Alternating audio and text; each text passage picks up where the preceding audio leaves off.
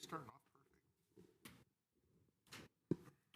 Okay, let's get rolling. Call to order the Planning Commission meeting of August 21st, 2024. Please stand for the Pledge of Allegiance.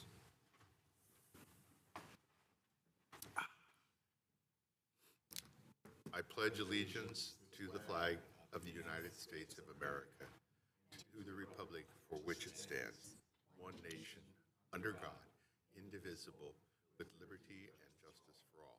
Please remain standing for the statement of values. Mr. Secretary Crutchlow, please read that. Statement of values. As we gather, we humbly seek blessings upon this meeting. May we act with strength, courage, and the will to perform our obligations and duties to our people with justice to all. Let us seek wisdom so that we may act in the best interests of our people, our neighbors, and our country. All this we ask so we may serve our community with fairness and respect, putting their needs before all. Okay, you may be seated. Thank you. Elizabeth, roll call. Sure. Commissioner Bhatnagar? Present. Commissioner Biagini? I do not see her online.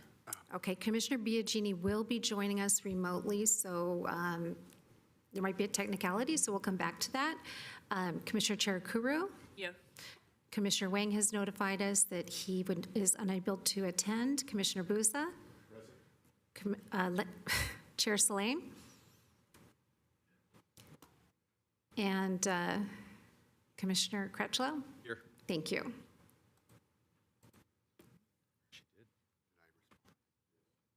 Okay, yes, I'm here too. So we have one member remote today, and when she joins, we'll introduce and then proceed for most of the business on the agenda. We also have one member absent, so I need to read the section on absent. May I make an announcement, please? Sure. Commissioner Biagini is not able to attend tonight, so we will only have 5 commissioners. Okay. Well, that'll make it even more interesting. Can we have a motion to excuse Commissioner Biagini and Commissioner Wong, please? I'd like to make a motion to excuse Commissioner Biagini and Commissioner Juan. Second. We have a motion by Commissioner Busha and seconded by Commissioner Priya to excuse. Okay, we'll do a roll call vote. Commissioner Bhatnagar? Or unless you can cast your vote, we can could cast it because Commissioner Biagini is no longer joining remotely, so go ahead and cast your vote. Commissioner Booth, I don't see your vote. No, you don't see a vote. Be right on the screen. No, it doesn't. No. Yes. Yeah. Okay, and the motion passed. Thank you. Where's the section on here about having too few people? I have a cheat sheet, so hopefully that'll help me through. This is my first night returning as chair, so it'll take me a little bit of time to go through the normal procedures. Okay, I think I have.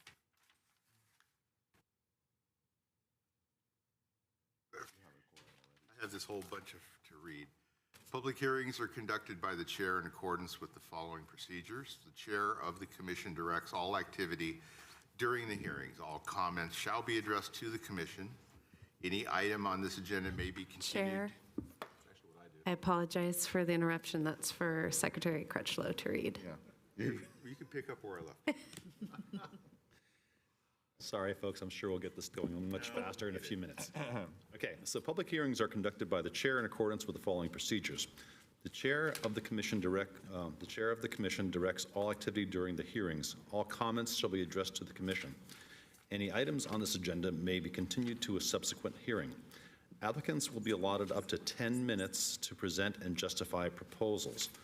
Following staff presentations of the item, other speakers will be given up to 2 minutes. The applicant allotted up to 5 minutes for rebuttal of comments. No additional comments shall be accepted upon the close of public hearing, although Commission reserves the right to direct questions to any speaker on any matter.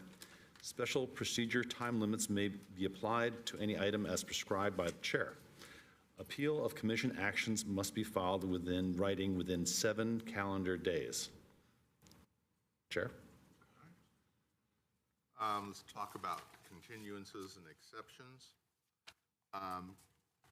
Copies of the current agenda and staff reports for each of the items on the agenda are available from the Planning Division office on the Friday afternoon preceding the meeting and available online. The continuances and exceptions, there's going to be something I have to additionally read on that. This part of the meeting allows for applicants, members of the public, or other interested parties to request an item be continued without further hearing, withdrawn, or taken out of order. Let's read this section. Planning Commission has 7 members. Whenever the full commission is not present, applicants have the option to continue their item to another meeting, unless Planning Commission members are recused due to conflict of interest or due to process recusals. So we have 2 commissioners missing tonight. So if you have an item that is applicable to having a full commission, or you have an issue with the fact that of the 2 missing, you can bring up your concerns and ask for a continuance. Is there any request for continuance from commissioners online or audience? And just to restate, Mr. Chair, it takes 4 votes to approve any item. So a vote of 3 to 2 tonight is a fail. You have to have 4 votes. If that makes you nervous, you are welcome to request a continuance. That's a fine detail. You still need 4 votes for a majority, which is the succeeding vote. Not seeing any requests. I think we can continue.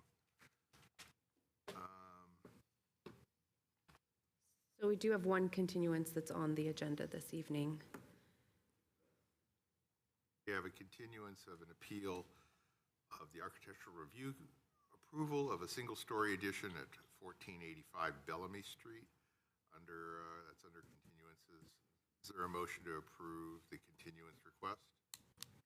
I move that we continue. Second? And technically, Mr. Chair, we have to open the public hearing before we take that vote. So do you want to declare the public? Yes, that's on the calendar. You can, we're not quite at consent calendar, Commissioner. Well, let's go ahead and open public hearing then so that we can address the continuance. If there's any member of the public who wishes to speak on this item who cannot be present on September 11th, this is an opportunity to speak. However, you are encouraged to wait until September 11th when there will be a full staff presentation and discussion on this item. Great technicality for my first day in the seat again.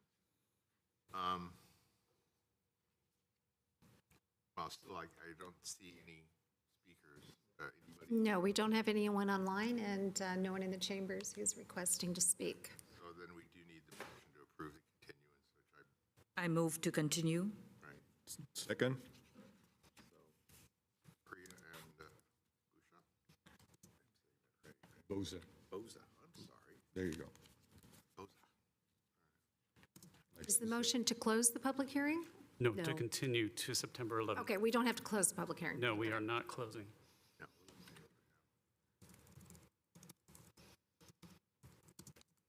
Go ahead and cast your vote, please. Nothing still. Yes?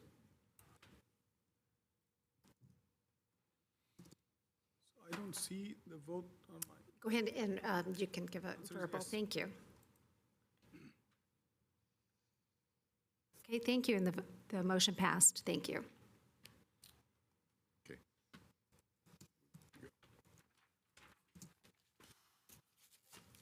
So we're moving on to the consent calendar at this point. Ms. Secretary Crutchlow, we please read the consent calendar info? Yes, the procedure for the consent calendar is as follows. Consent calendar items may be enacted, approved, or adopted by one motion unless requested to be removed by anyone for discussion or explanation. If any member of the Planning Commission staff, the applicant, or a member of the public wishes to comment on a consent calendar item or would like the item to be heard on a regular agenda, make this request now. Items listed on the consent calendar with associated file numbers constitute public hearing items. So consent items, item 1A, is that what I do? I read these off? Okay. Yes. Planning Commission meeting minutes of June 12th. Do we do one by one, or do we just read them all? We can do one vote for the entire consent calendar. Okay. Planning Commission meeting minutes of July 13th, 2023. Planning Commission 2025 calendar meeting.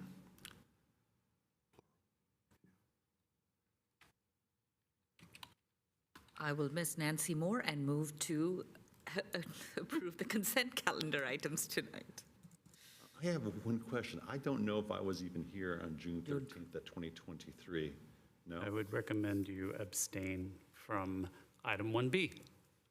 Okay. I checked my notes. All it says is all present. Yeah, I think you were at that meeting, as what I recall. We'd have to pull the minutes up. I'll abstain and not worry about it. I don't think we'll have a problem with getting 4 votes. Was I here? Yeah. We can You look were at at the minutes. meeting. Yeah.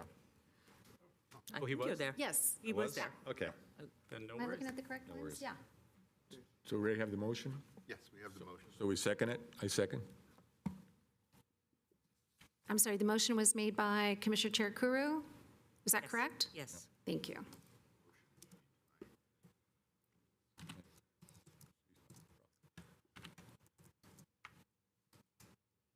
Okay, go ahead and cast your vote. Yes. Yes.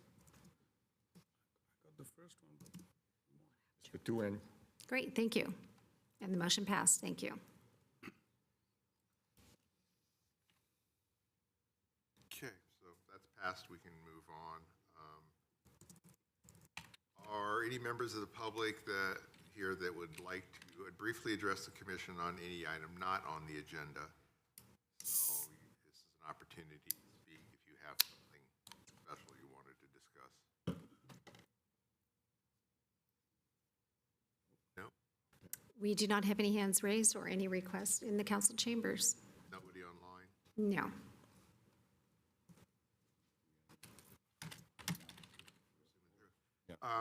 That moves us actually on to public hearings, but I looked over this and I've talked to a couple of the commissioners before the meeting. I think it would be helpful if we could move public hearing item number 5 to the first position, since there are a number of people here for that particular item. Is there any objections? Do we need to take a motion? The commissioner asked if there was any objection. If there's no objection, you can simply move ahead with that item. Let's move ahead with item number 5.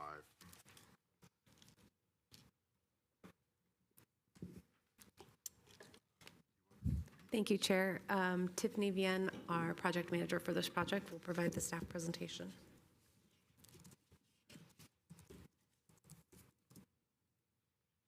I'll explain it for the public. It's the action on conditional use permit for a new unmanned AT&T telecommunications facility with the installation of a 60-foot tall monotree at 3111 Benton Street. Yes, thank you, Chair. This is Tiffany Vienne. I'll be giving the staff presentation for 311 Benton Street. The request is for a conditional use permit for a new unmanned AT&T telecommunication facility with the installation of a 60-foot tall monotree at 3111 Benton Street. The project site is 3.15 acres. The site is in the public or quasi-public zoning district with a public quasi-public general plan designation. The existing site is built with an existing church and a paved parking lot, and there is an existing cell site located on the roof of the church. So to provide some background on this project, on March 23rd, Complete Wireless Consulting filed an application to request a conditional use permit for a new unmanned telecommunication facility for AT&T. Conditional use permits are required for all new wireless telecommunication facilities. The proposal meets all the regulations in Chapter 18.66 Wireless Telecommunication Facilities in the updated zoning code. There is an existing cell site located on the roof of the existing church on site. However, AT&T was unable to co-locate on the roof and therefore is proposing a new wireless telecommunication facility. The project went through several design iterations before the current proposal of a monotree, which is a wireless telecommunication facility camouflaged to resemble a tree. This is the proposed site plan. The proposed monotree will be equipped with 15 antennas and 2 remote radio units, or 12 remote radio units on a 511 square foot lease area enclosed by a new 6-foot tall wooden fence. The monotree will be surrounded by existing trees on site, and the associated equipment, inclusive of a 30 kilowatt diesel generator, will be within a 366 square foot lease area enclosed by an existing wood fence, located 15 feet from the north property line. The steel pole of the proposed monotree will be 37 feet 1 inch from the rear property line, and the branches of the proposed monotree will be 22 feet and 6 inches from the rear property line. The tower lease area has a diameter of 25.5 feet, and the base of the monotree will be painted to match the monotree trunk. These are the elevations. The top of the monotree branches will be 60 feet tall. The top of the monotree steel will be 57 feet tall, and the top of the antennas will be at 55 feet. The bottom of the monotree branches will be at 20 feet.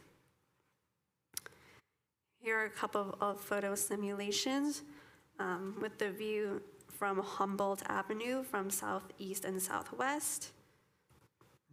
And here are a couple more photo simulations from the views from Benton and Moraga Street. So we did receive 4 public comments from neighbors opposing the proposed project. The concerns expressed regarding this project include potential negative health effects of wireless telecommunication facilities and location proximity to nearby residences and schools. However, pertaining to safety concerns, local governments, including the City of Santa Clara, we are preempted from regulating wireless telecommunication facilities based on concerns regarding the health effects of radio frequency emissions. So the staff recommendation is to determine that the project is categorically exempt from CEQA and to adopt a resolution to approve the conditional use permit to allow the new facility at 311 Benton Street. And that concludes the staff presentation. I believe that, is there a representative of the applicant? Yes, there should be an applicant present to provide the applicant presentation. Unless there are questions of staff before. But seeing none. Yeah, I'm out of order again. I have one question for staff. Future reference, I'll make it real quick here. In the future, can you just have pictures showing other sites similar to that? Like all of a sudden, it came to my mind, the one across from Cabrillo Middle School. There's a church there that also has similar towers to that. So if you had a picture of that in reference, so that way we can see and kind of compare, so we know what we're talking about. I believe that they have 2 towers in there, similar to what they want to put in here. It's right across the street from the Cabrillo Middle School. It's a church. There's 2 churches there butting each other. Thank you. To the staff, through the chair. Can you actually explicitly call out the federal restrictions on the city's ability to review the health effects if they met the radio frequency requirements? I'd be happy to, Commissioner. Back in 1996, the Federal Communications Commission first adopted radio frequency standards, RF standards, limiting the amount of radiation that can be emitted from wireless facilities. So a cell tower has to comply with federal limits on how much they emit. But at the same time, in the Telecommunications Act of 1996, Congress preempted any municipal regulation of RF emissions to the extent that such facilities comply with federal emissions standards. So as long as they're meeting federal standards, we cannot use that as a basis of regulation or disapproval. No state or local government or instrumentality thereof may regulate the placement, construction, and modification of personal wireless service facilities on the basis of the environmental effects of radio frequency emissions to the extent such facilities comply with the Commission's regulations concerning such emissions. So that is not a valid basis for restricting or prohibiting a wireless facility. That being said, we do retain the ability to require a conditional use permit, which is the approval that's before the Commission tonight. You can still make a decision that this is an inappropriate location for this on grounds other than radio frequency. And is there sorry, one more question through the chair. Is there an actual federal commission that also reviews these applications in addition to local jurisdictions for the radio frequency validations? Who does that? I bet the applicant can tell you more about that. I'm not familiar with the federal processes they go through. Okay. One quick question. Minor point, but I'm just curious, what's the diameter of this monochrome tree? At its base? I believe it's 25 and a half, but the applicants can confirm. Okay, we'll let the applicant confirm, so I'm done, thank you. Okay. Any other questions? All right, applicant has 10 minutes, I believe, to proceed and present. Please go ahead. Good evening, Commissioners. My name is Steve Crow. I do have, I brought with me today a PowerPoint presentation to help guide my presentation here today. I work with Complete Wireless, and I represent AT&T on behalf of this matter. If you could go to the next slide,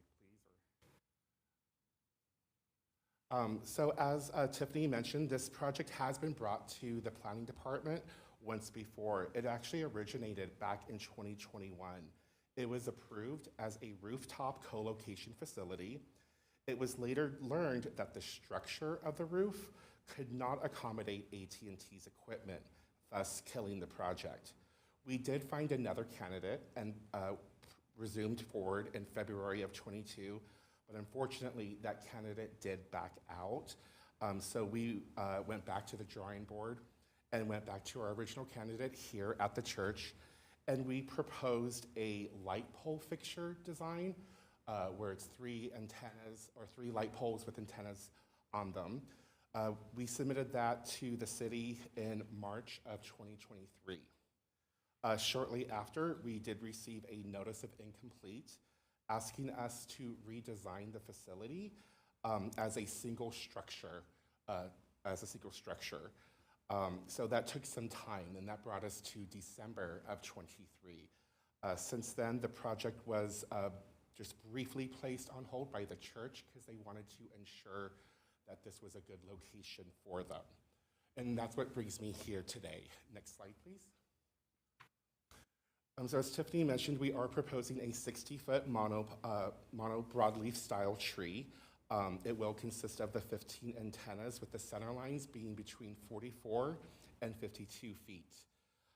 The diameter of the tower itself is at 25.5 feet, excuse me.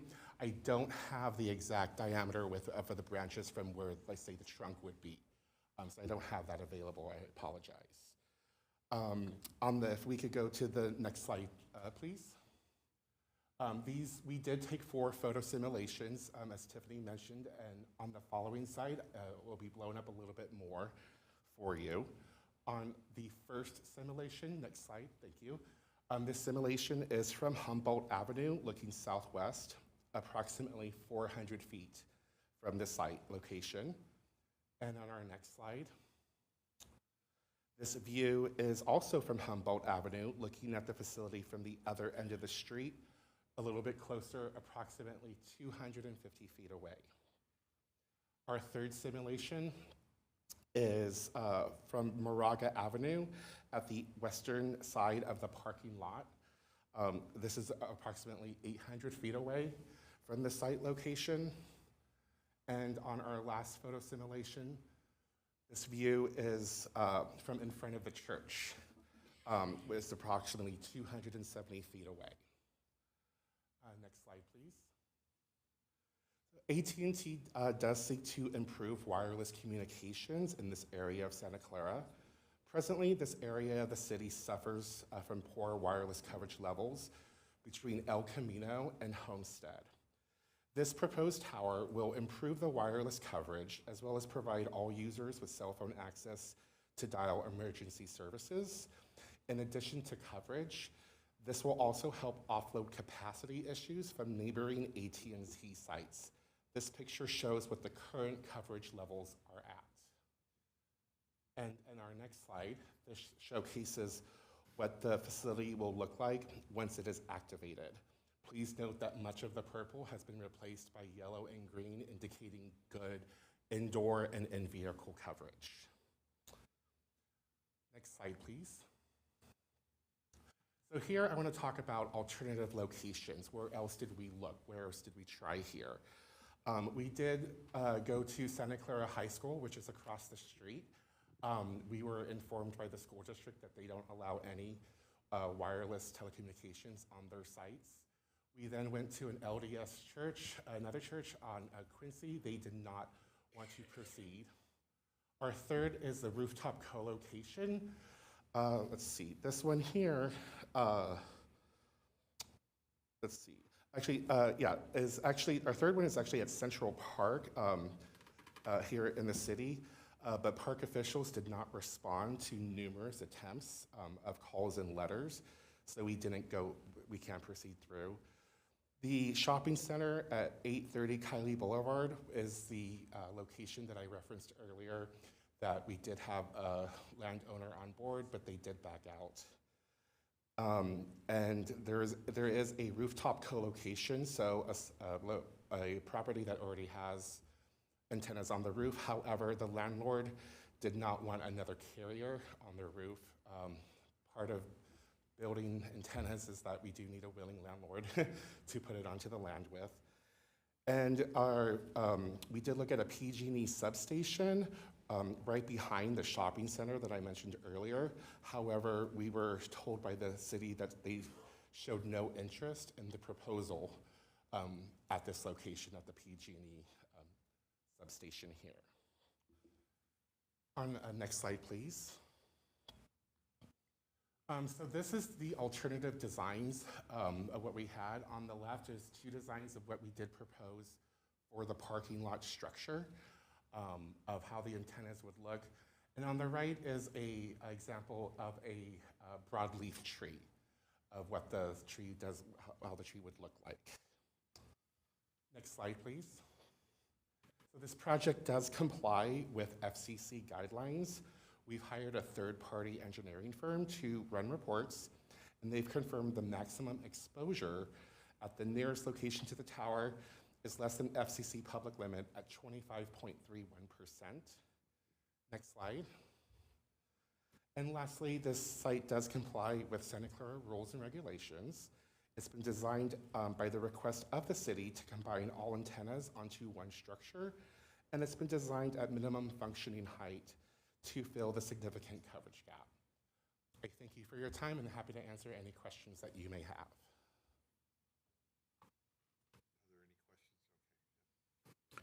Through the chair, so can you go back to your slide where you were showing the coverage improvement? Yes, the before or after. So That's the after here. yes, so there's still a lot of purple there. Is there a plan that AT&T is following to come up with coverage that makes sense for the city once and for all, or you keep coming back here for newer and newer approvals?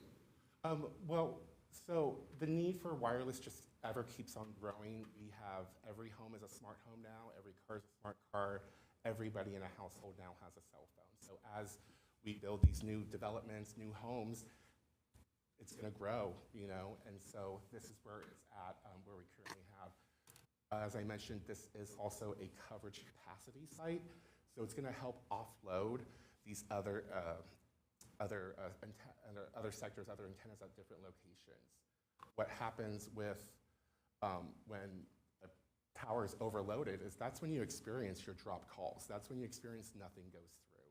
That's one of the major side effects of that. As far as where else AT&T is looking to add on to locations, I don't have that information at hand to provide.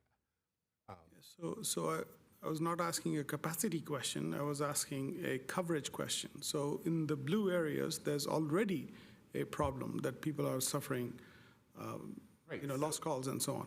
So, the so purple I'm does- asking whether there is a plan or not, and the answer is yes or no, or I don't know. I don't have an answer for that. Okay. For your specific question, I could just share that the purple does still give you coverage. It just may not be as strong of a coverage if you're inside of your house. Thank you. I'll keep my other questions for later. Thanks. Question. So this is only LTE coverage? This is a low and mid-band frequency levels. So we have 15 antennas here.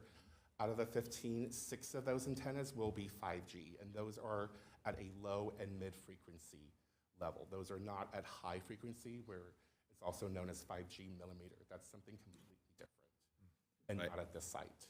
And the service is only for AT&T customers? For this antenna, it does promote AT&T customers. However, anyone that does have a cell phone that needs to dial emergency services, it will connect to the network. I understand. And so when we look at this map and the coverage is specifically to AT&T customers, correct? That's correct. Okay. Thank you. I got a question, Mr. Chair. Go ahead. Yeah, I got a question, a couple parts of my question. I have about 3 questions real quick here. Okay, the first one is, you said that you had another party that was interested in getting the tower in their location, they backed away. Who was that and where was it? I just have the address of where that location was. I don't know. Where was it? Where was it? What's the Was it address? like in a shopping center, like a small shopping center? Also Kylie, and they backed away? The one on Kylie you're talking about? They backed away? Kylie. Okay, I see that. And my concern is not about the tower issue, is what is impeding in the residents in the area. Is there any other place that you could, in that location, let's say you put it closer to the, the Moraga Street side, can you put it out there more closer to Benton and Moraga, almost like in the corner? Can that be done? I did receive some questions from Commissioner Wong asking of the tower location and if it could be moved. Or they suggested it would be more into the front. The answer at this location, this is landlord preferred of where this tower is located in the back of their parking lot. Locating this mono broadleaf into the front, it would not meet the city required setbacks if we put it into the front that was suggested earlier today. And also, if we put it into the parking lot, we would be removing parking spaces here on that. So it's 25 feet, so you'll be removing probably about 3 parking spaces then? Possibly. You can make it almost like a rotunda, go around type of a situation, but do you make all the neighbors really happy then? Well, that's why we came up with the light parking structure design. The landlord was on board with that. We did have approval for that. And the city never responded to you regarding Central Park? Because I know there's a tower on the fire station on Bowers and Barclay. I believe there's a fire station has one of the towers there too. That's what I'm just thinking. I'm not too familiar with that area myself, even though I grew up in this town. It's just not too far from there, if it's your location. How about the post office? What I could share with you is that this area, like I mentioned, from El Camino to Homestead, is the problematic area. It's a very small. Well, the post office is just a few blocks from there. It's on the other side of the high school. Do you try approaching them?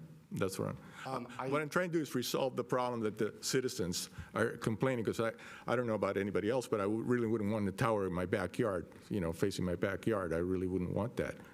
So I can understand what the concerns are from the citizens, that and also the uncertainty about the hazards, even though they're saying there's none. Rather than have like Yeah. dialogue specifically with the applicant, why don't we also hear what the neighbors would want? Right, that's a good idea. Right, so I don't know if that was a question. No, so you didn't It try. was a discussion. It was a discussion. You didn't try the post office or anybody else. You haven't gotten any other response. I don't know if we did try the post Oh, office, okay. to be honest with you. We get, AT&T engineers is who specifies a problem area. And so they explained that this is the area that needs the coverage. Okay. It could be a possibility that if we moved it more south, then it would be too close to another existing antenna, which then would cause problems as well. It would bounce off of each other. Yeah, yeah. And you show an existing site? Is that there's another tower there? In your blue dot and your red dot, how many towers do you know of in this area for AT&T? So there's 2 dots on the top. That's 2 locations. On the bottom right, it looks like the edge of another location because I see the green. So that's telling me that there is a location there. And again, if we could go to the map previously, right to the map right before this, this is where we're currently at now. So there's a huge portion of this area. I drove by the site myself. I personally have AT&T on my cell phone. I had 1 bar. And that was, just at like 1 o'clock in the afternoon itself there. So there definitely is a need. And how big is the diameter of those other sites? I'm sorry? What's the diameter? So this is a 1 mile square. No. The other towers, do you have the specification on how wide or the dia of the tower itself, the monopole itself? I do not have that information right now. Okay, might be helpful for us to get that as well for comparison, because one of the concerns is the diameter of the tower itself. Okay. That's it, thank you. Do you have a question? No, I think I have the answers, thank you. Yeah, I can speak personally that I'm in one of the dead zones, and that's one of the reasons I left AT&T, because I had 1 or 0 bars, and I'm near Central Park, which is an unexpected loss of signal area when you're there with your children and just having any kind of cell connection at all seems to be something you could expect. I don't have any other questions. I think we need to open it up to the audience. And if anyone has filled out a speaker card, we'll call you back if we need more answers. If anyone has filled out a speaker card or wishes to speak, please line up at the podium. You don't have to. You're good to go. And give us your name. Give us your name, and then go ahead and speak. My name is Lee Benton. Okay. And I live 250 feet on the backside on Humboldt. And my concern is the health. I'm very surprised that the church allows this because they have a very nice school right below it. But I take a lot of walks around there. And we have a very nice little area there. And putting something 60 feet high is equivalent of a 5-story building. And it does not fit there. We have a very nice, the church is beautiful. Everybody keeps their house up. And here you have something 60 feet high. We don't have 60 feet high things. The antenna is an antenna. Even though it looks like a tree, you can't put lipstick on a pig and make it look good. It just isn't going to work. My other concern about the whole thing is the diesel. I've been around a lot of diesel. I actually own a diesel RV. And when I started up and I run the generator or the diesel, I'm very aware of the smell that it puts out in the neighborhood. And I'm kind of embarrassing, but oh well, that's what I have. But I don't want to, and I hate to be a hypocrite, I don't want to smell a diesel generator running damn near in my backyard when I'm having a picnic or playing with my kids or whatever. And I really oppose this. They need to do a little research and move it as far away as our neighborhood. When you come down Benton, it looks very nice now. There's nothing that high. And when you come down Humboldt, it's the same way. We don't need something 60 feet high to be there slapping us in the face every time we go there. Okay, well, thank you for your comment. Thank you. Next, just line up. It's, yeah. We're not in school. You can go ahead and line up.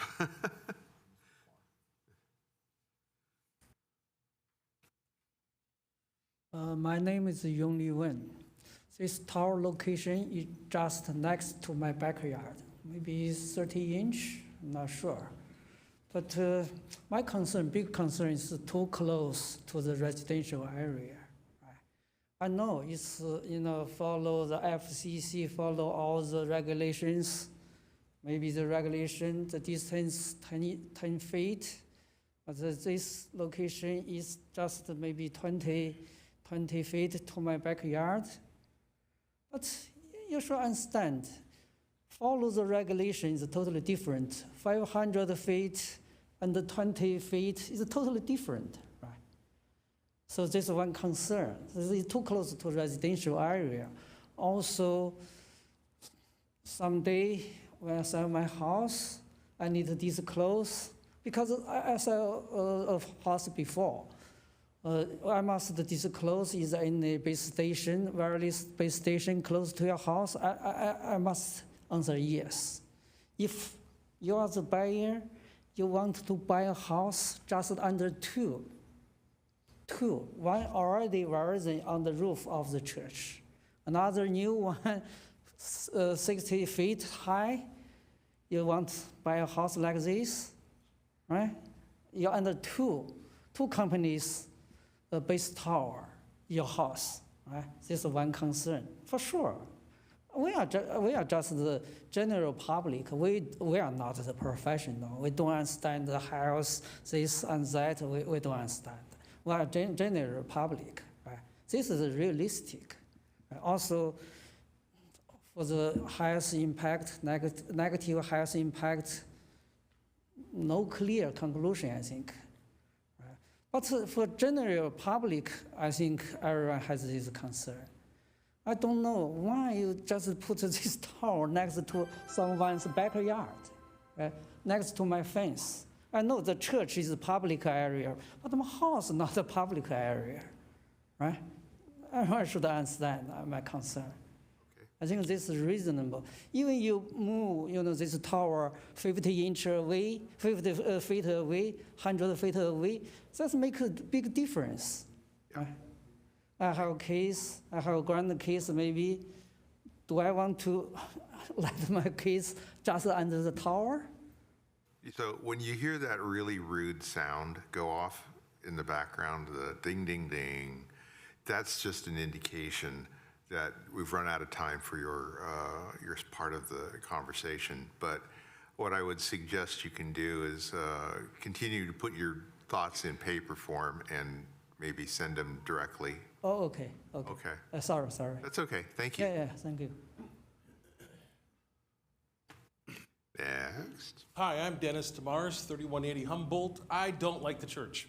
They don't like me. Evidently, you don't like me. The reason I say this, you are required by law to send me a notice that something's going on. You missed me. I heard from a neighbor. So I'm a little grumpy with all of you because there's rules. You just read him the right act. So I'm reading you one. You're supposed to send me a notice. I didn't get one. Okay, next. The reason they can't go on top of the church, there's not one tower there. I think you have close to 12 towers on top of that church already. I'm 2 stories, right behind the church. I have a solar panel. Guess what? I don't get sunshine anymore because they're there. I didn't see any shade report, and I do believe you guys are responsible for the right for solar energy. Where's this report? I haven't seen it. Also, I've been trying to call the FCC, and they keep on telling me, oh, I don't know who does it, so if you could please let me know who it is. They probably walked around at ground level around the church, looking at the numbers. Oh, this is great. Well, their lowest antenna is at 40 feet. My house is at about 25 where I sleep. 24 hours a day in my house. I have all these antennas. The law states 0.4 milliwatts per meter squared. I'm already at 6. I don't want another one. Okay, next. This proposed thing you're talking about is one pole in the backyard with all the other shit they've been throwing back there. If you look at the front of the church, they have this big old cross. Take that fucking thing out, put their antenna there, and you know what? None of us would care. But the church says, ooh, that's ugly because people see our church. Meanwhile, all of us who sit in the back see the backside of this thing. They got 9 air conditioning units that are loud as fuck when they turn on. Boom, like a car crash. Can't leave the windows open at night. I've complained to all, not you guys, but the planning commission because they put them in the wrong spot. Good, I'm running out of time. Behind my fence, they have to dig a trench all the way down the fence. Where do they put the dirt? Last time they put it in my yard. I had to shovel like 20 cubic yards of dirt out of my yard. I'm sorry, that sucks. I called you guys and said, oh, we're not responsible for that. This is a planning department. Next thing, and I'm sorry I'm gonna run a minute late. I'm sorry, he's over here. They run a daycare right next to me. That diesel generator is literally 10 feet from their daycare. If that thing kicks in, all that smoke, all that smell. Now, another thing, you have, I think, Verizon and a bunch of other people. They already have a diesel generator over at the far end of their parking lot. And it's emergency backup already. Why can't they just tie into that? They don't need another frickin' generator. That's all I got. And remember, if you're supposed to send out a notice, please do.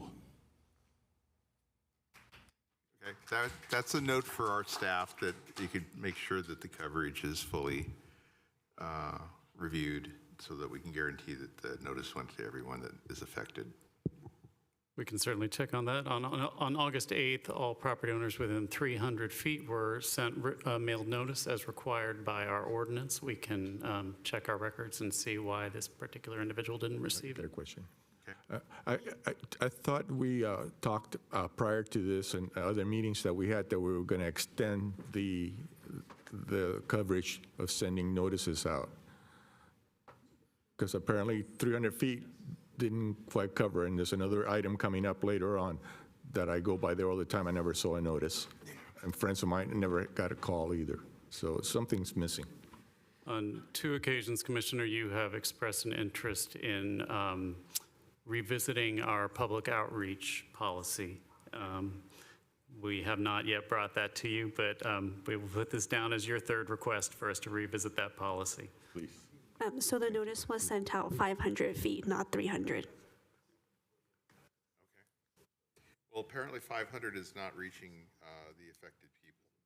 So I guess we should have a conversation around that in a future meeting to make sure that we do. Yeah. miss people that near the item gets out. Yeah. Before we go to the rebuttals, I understand we get one shot at speaking, so.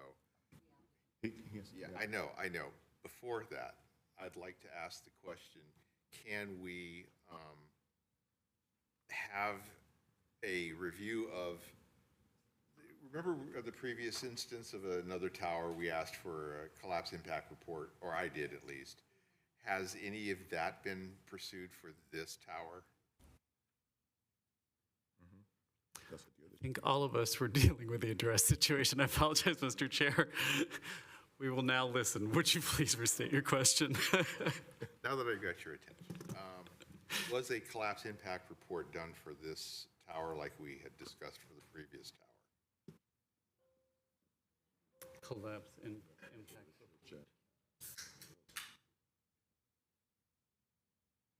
I gather from the dead silence, no.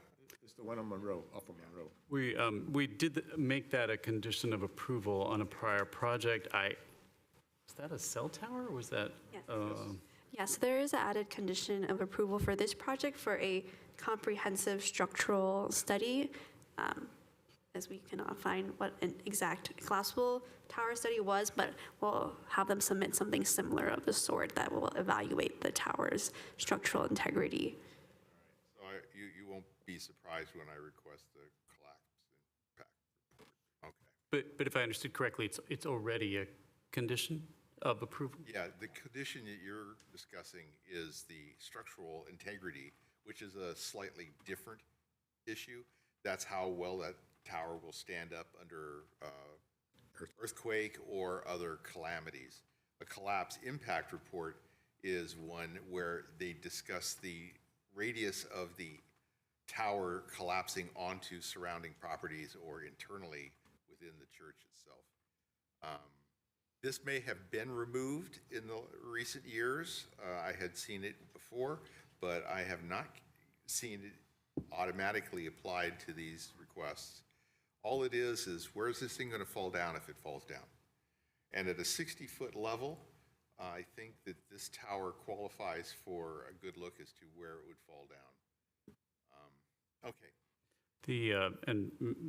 Mr. Chair, the condition that you attached at the June 12th meeting was that the applicant shall obtain a collapse study from a contractor and in a form satisfactory to the Director of Community Development Right. to demonstrate that the risk to properties within the collapse radius will be minimized. Right, that's it, same thing. Life and property. I will block copy that. Okay, you can just copy and paste that one. And in response to the other issue, we did send a notice to Dennis and Ginger DeMars on Humboldt. So I don't know why it was not received, but it was placed in the mail according to our records. Okay. Other questions from commissioners? Yes, go ahead. Thank you, Chair. So I think I'm kind of repeating some other concerns people have raised already. What was the reason for you to go with a 30 kilowatt diesel generator as opposed to any other greener technologies that are now available? Right, so we did provide a noise study, an acoustic study that you have in the agenda here, that was provided with my submittal. This generator is for emergency purposes only, meaning that if the power goes out, then it will kick in. It does run twice a month for 15 minutes for maintenance. That is it. So there's no reason why it would be activated, and that's during daytime hours, of course. So it does meet City of Santa Clara's acoustical limits for that. So it would only be activated during an emergency itself. The 30 kilowatt generic generator is a standard model for AT&T.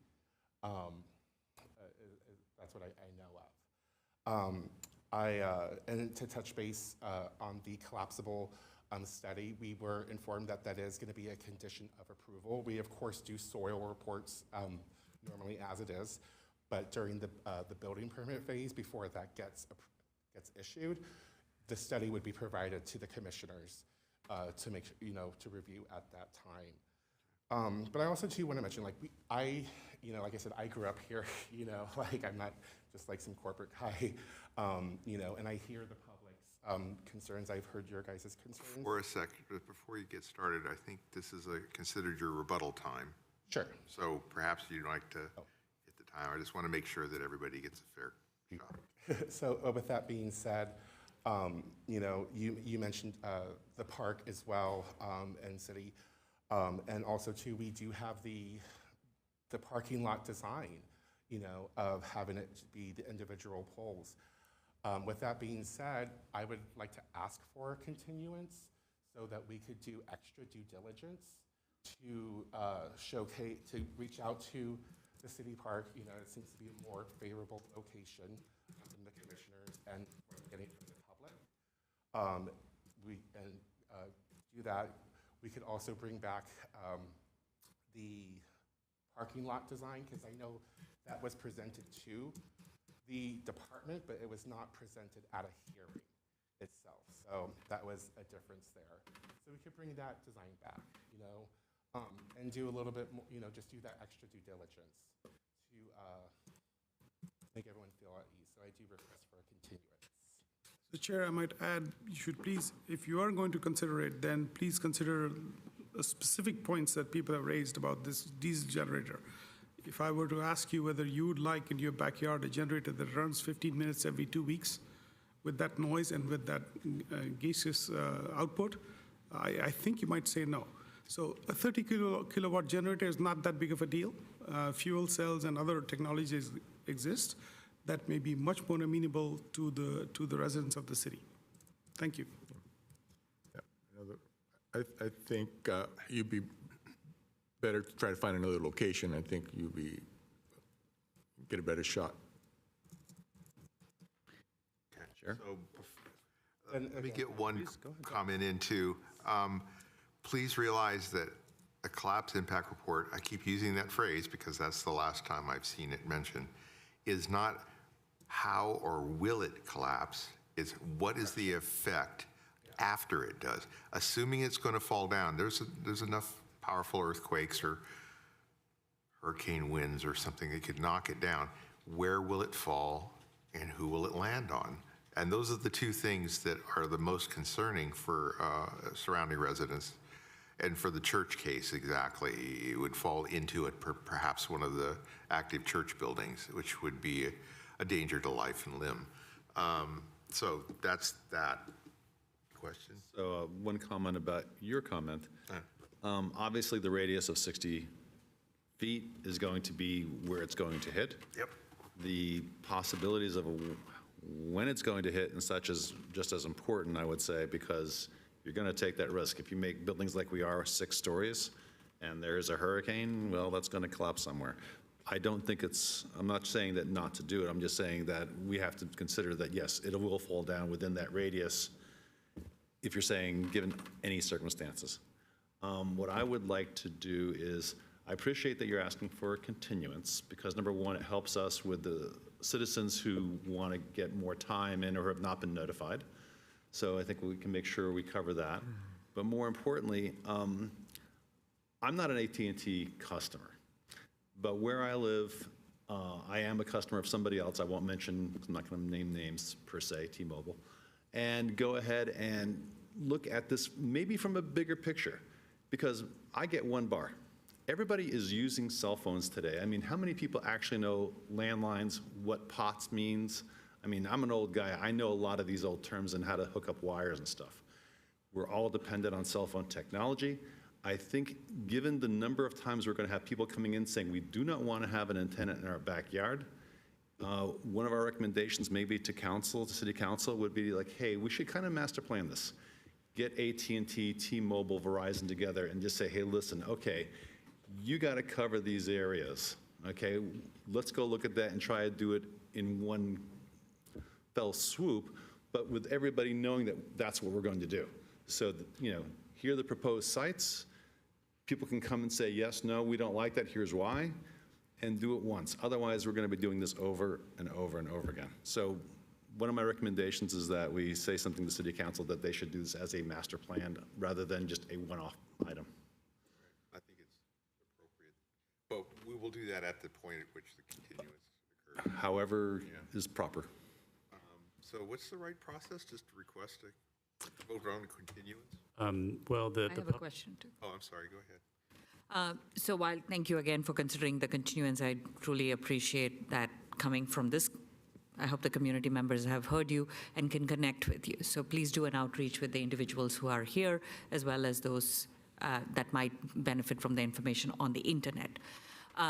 Also, the concern on the cabling and the dirt and the clean out and the impact that the residential owners saying, and also to confirm that the radii is at the highest point, not just at the ground level. So reiterating the radio frequency studies and the interest for that. I also wanted to see we are a city, to your point, we are a Wi-Fi city.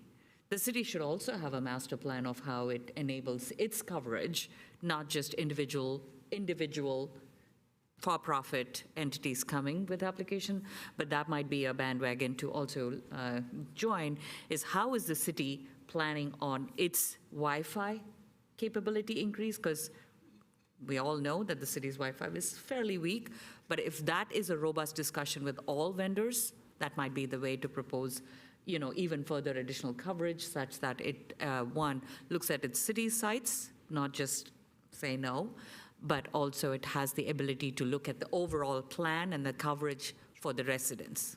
So I know every vendor has their vested interest in profit, but it might be a way to appease future conversation.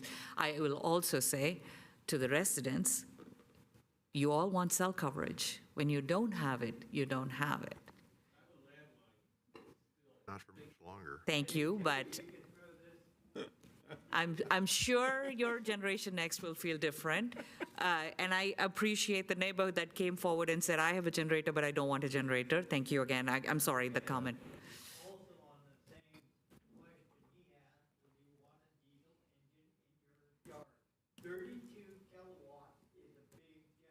I,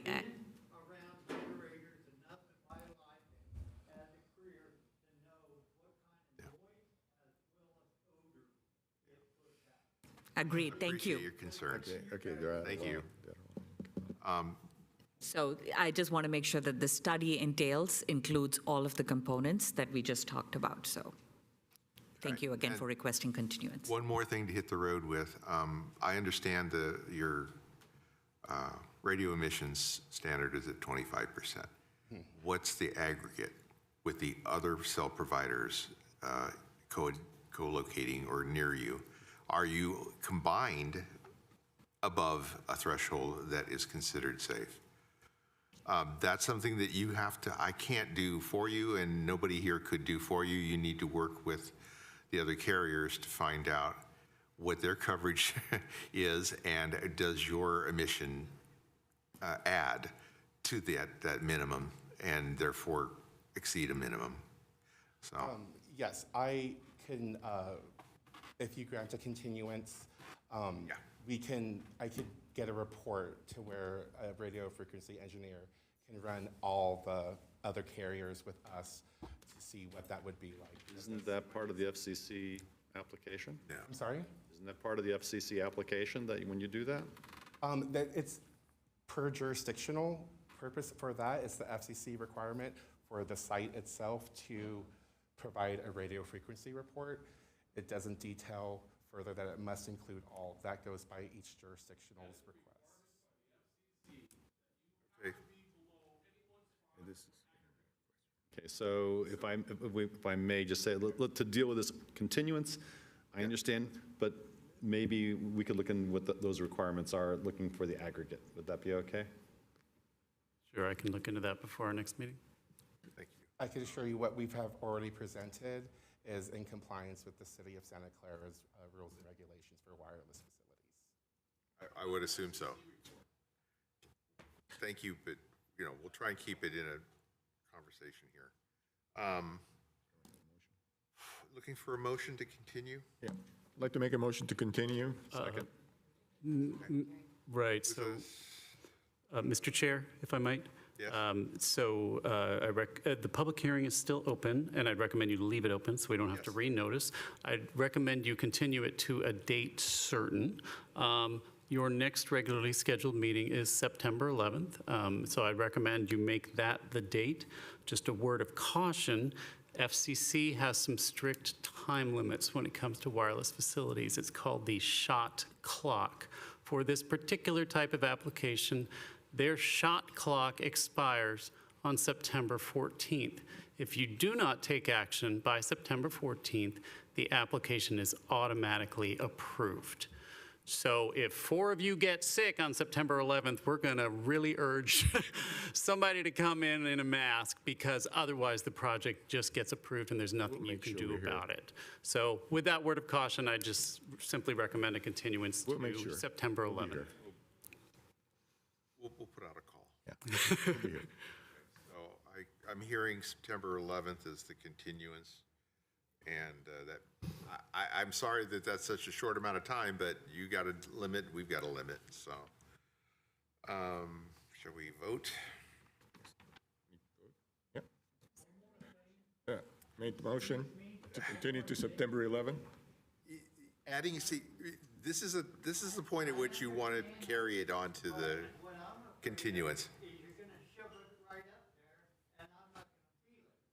So I do know for a fact, because I made copies, and I gave them out to my neighbors. Yeah, you needn't worry. You needn't worry that you're going to be excluded, because that's why we're doing a continuance, to guarantee that everyone's voice is heard and the facts are clear. So hopefully that is a reassurance instead of a concern. We're doing this to help the residents have an opportunity to speak again. All right?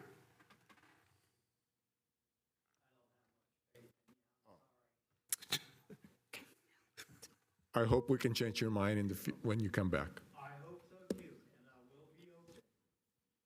I just don't want people smell up.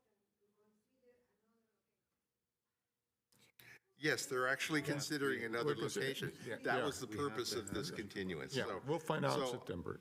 We have to leave public hearing open, but we've heard all the public we can hear for this part of the meeting. We will actually continue this on September 11th, and hopefully those concerned will be able to come, and you'll have an opportunity to speak again on that day. All right? Thank you, Chair. Can we vote? So we have a motion. Who made the second? I did. Thank you.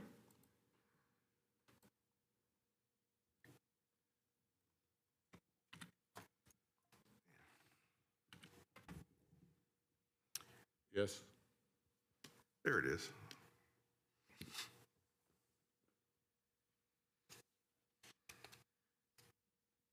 Great, thank you, and the motion passed. Thank you. There we go. Okay, thank you. The motion passes. The issue is continued to September 11th. Thanks for those that came in for specifically that issue. Hope we can save you some more time in the evening. I believe at this point we go back to item number 2, which is an action on a conditional use permit with a mitigated declaration and mitigation monitoring and reporting program for an existing Muslim Community Association school expansion at 3080 Alfred Street and 3003 Scott Boulevard. So we will entertain the presentation. All right, thank you, Chair. Thank you, Commissioners. Good evening. Steve Lee, Project Planner for this item number 2. All right, there are 2 requests before you. First one is adopt the mitigated negative declarations and associated mitigations monitoring and reporting program. And the second one is for the conditional use permit, as you noticed, to allow a school expansion at the Muslim Community Associations, MCA, at 2 locations, 3080 Alfred Street and 3003 Scott Boulevard. Before we get started, Elizabeth, you might want to make a note that the published document shows mitigated declaration and not mitigated negative declaration. So you might want to amend that. Go ahead. Thank you. Thank you. All right, thank you for that clarification. A little bit more on the project site here. The site area is 9.9 acres. The general plan designation is low-intensity office R&D. I want to note the zoning change of recent from light industrial, ML. We have a zoning code update to be consistent with the general plan. So the current zoning now is low-intensity office R&D, or LO-RD. The site here, has shown on the image, is going to just affect MCA 1 and the new locations MCA 3. There's no change to use or exterior on MCA 2, but it's there for reference. And the existing conditions on MCA 1 is the existing MCA and the Granada Islamic School. And 3080 Alfred is a vacant office warehouse, is where the expansions of the school will go to as well. This is a bird's eye view of MCA 3 from the north side, just from 101 almost, looking down Alfred. MCA 3, and then MCA 1 there. The current operations, there is a current use permit since 1994 for the operations of the MCA 1. And the current operations under that use permit includes the pre-kindergarten through 8th grade, 400 students. Ongoing special permits has been granted since 2014 to allow a temporary 90 student increase, up to 90 student increase, and then a Saturday and Sunday religious school with a maximum number of 200 students. Special prayer events occurs on Fridays during evening prayer of the religious fasting month, and twice per year for holidays prayer events with the max capacity of 1,800. The proposed use under this current use permit proposal before you is there will be no exterior change to the MCA building itself. Expansions of the existing school, and the expansions will go towards the new MCA 3 facility at 3080 Alfred Street. There's an increase in student count of 500 up to 900 students total for both MCA 1 and MCA 3 facilities, and additions of high school students, as well as additions of multi-purpose room, youth lounge, medical consultant clinic, office, and meeting rooms.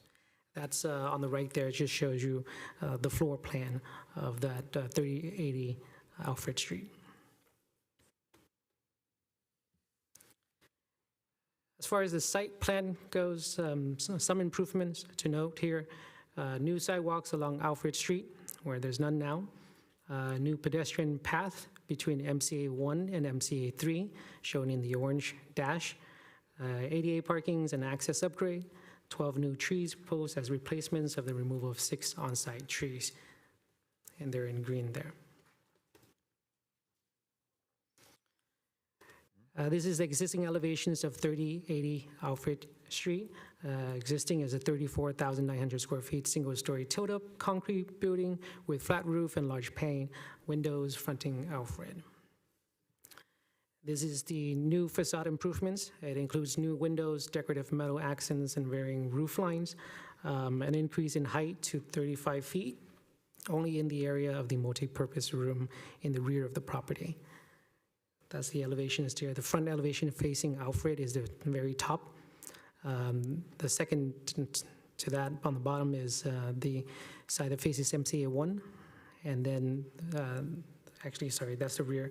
And then the third one is the faces MCA 1, and the other one faces the industrial buildings to the north of that.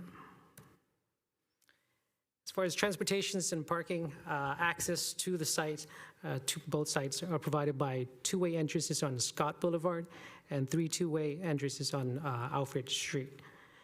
New sidewalk access connecting MCA 3 to MCA 1 along Alfred, and a staggered pickup drop-off schedule for MCA 1 and 3 with pickup from classrooms only on Fridays. On-site traffic managed by school staff in the case of congestions or a queuing up backup.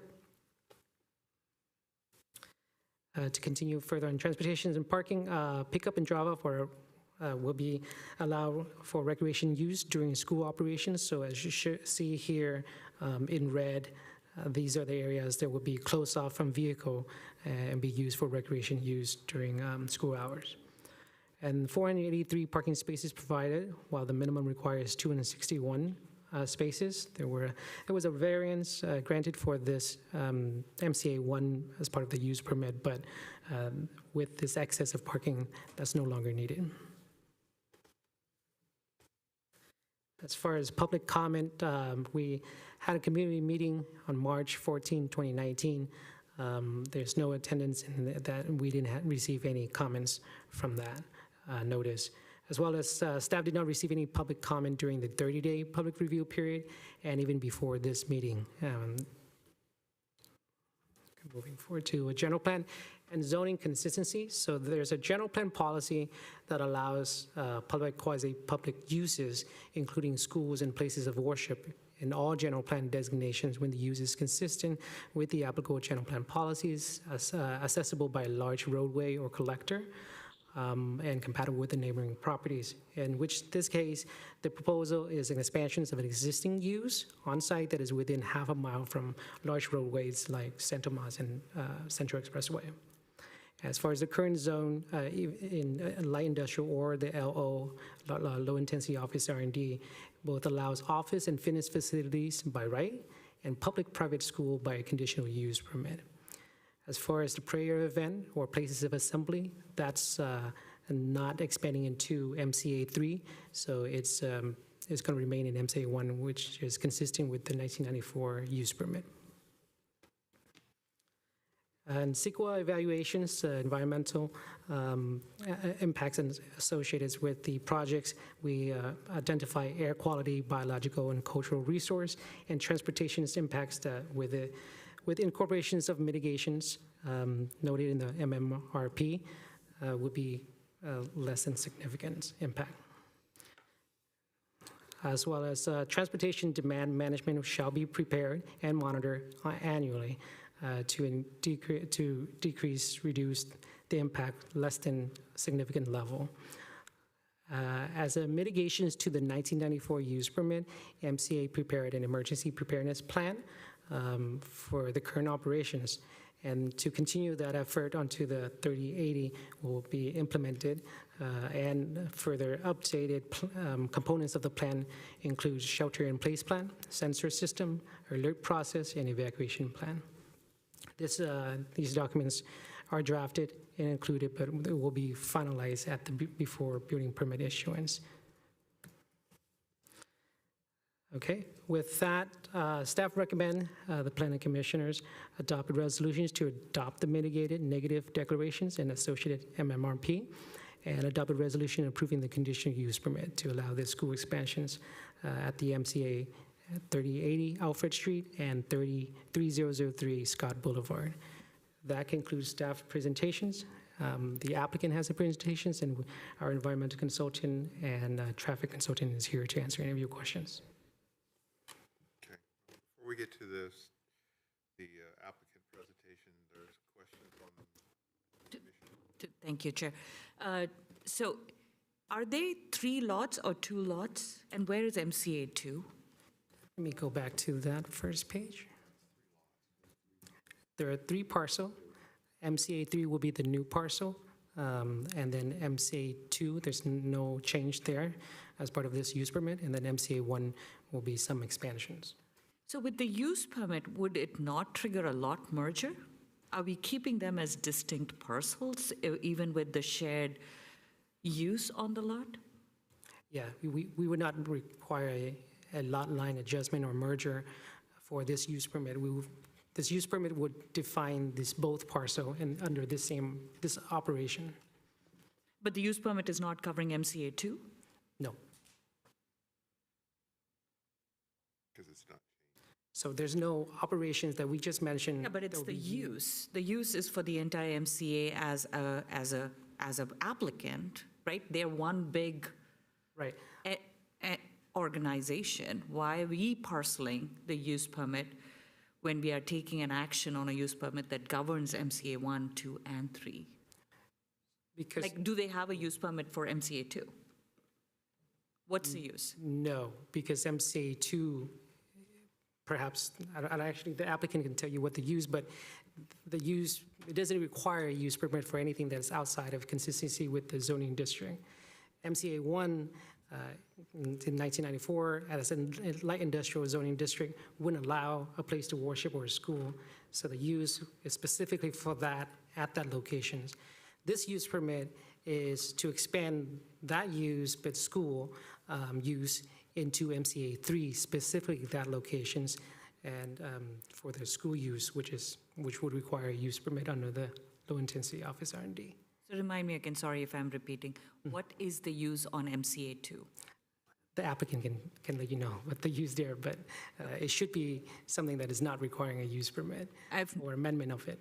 Okay, maybe Xander, you can help.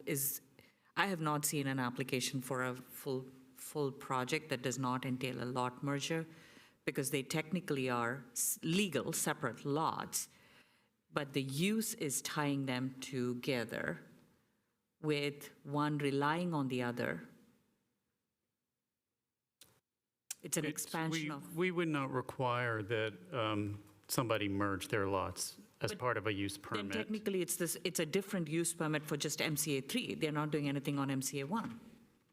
They are expanding the school use on MCA 1. 3.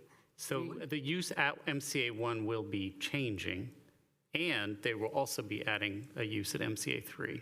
So they're expanding within the MCA 1 building.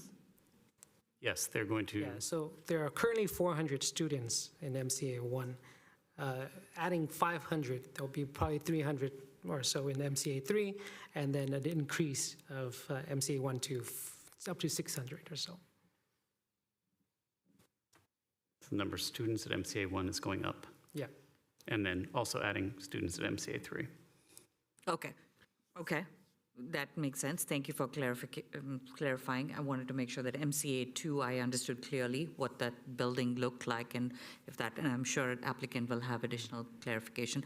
And then the second question, the condition of approval said that there's a parking agreement that's then going to be signed between, and it's a condition of approval. Why would we not get that ahead, or because we are basing it on that approval that the parking is now evened out, or we would not require additional, but then you're still asking the condition that there be a kind of parking agreement of some sort? Which parking agreement are you talking about? The variance that was? No, there was a condition in your conditions of approval that said applicant shall demonstrate parking on the adjoining lot, or something like that. Why, I'm curious as to if it's the same person, same user, entity, organization, why would we ask, unless it's because you're keeping the sanctity of the lot lines? Technically, if they sold MCA 3 future. It sounds like you're very wrapped into the technical issue. Yeah, I got a question, making it easier. You're just going to build one large campus for a school, correct? That's the simple thing. So they're going to tie it up. This is one school, one campus. It may have different buildings, like the regular schools does. If you look across the street at the high school, they have probably 3 or 4 different buildings. That they're doing the same thing here. And that's reason number 3 would be that what the Hope used to be, by any chance? Yes, that's what the Hope was. I'm familiar with that area right there. Thank you. I'm clarifying again, why would we need another parking agreement or demonstration of parking? Well, regardless of whether it's common ownership or not, the code requires that you provide sufficient parking for each site on the parcel. So if you're going to provide it in a different parcel, you would need an off-site parking agreement. So that's a provision in our code. Is that? I'm a little uncertain because we haven't used it that many times. Yeah. Is that your understanding of it? Yeah, so it's probably because MCA 1 is increasing in students and would need parking spaces in MCA 3. So there should be a parking agreement independently if they own it or not. And we just want to make sure that the parking is provided and agreed upon through an agreement. Okay, okay. I just want to make sure it's not parking agreements elsewhere, because the Fridays, the additional volume is on those special events and on Fridays. And if that is contained between MCA 1 and MCA 3, and does not even include MCA 2, why would we ask? That was the clarification. And off-site parking agreements, our ordinance provides that it's the zoning administrator who approves them. So it makes sense for it to be a condition that they shall present that to the zoning administrator who will approve it, rather than put it before this commission. This commission isn't the body that approves off-site parking agreements, which is maybe why you haven't seen a lot of them, because they don't come to you usually. Got it. Okay. So it's all boiling down to the left hand borrowing from the right hand, but they're still connected. So I think, are there other commissioner questions? No? Okay, then let's please go ahead with your presentation to the applicant.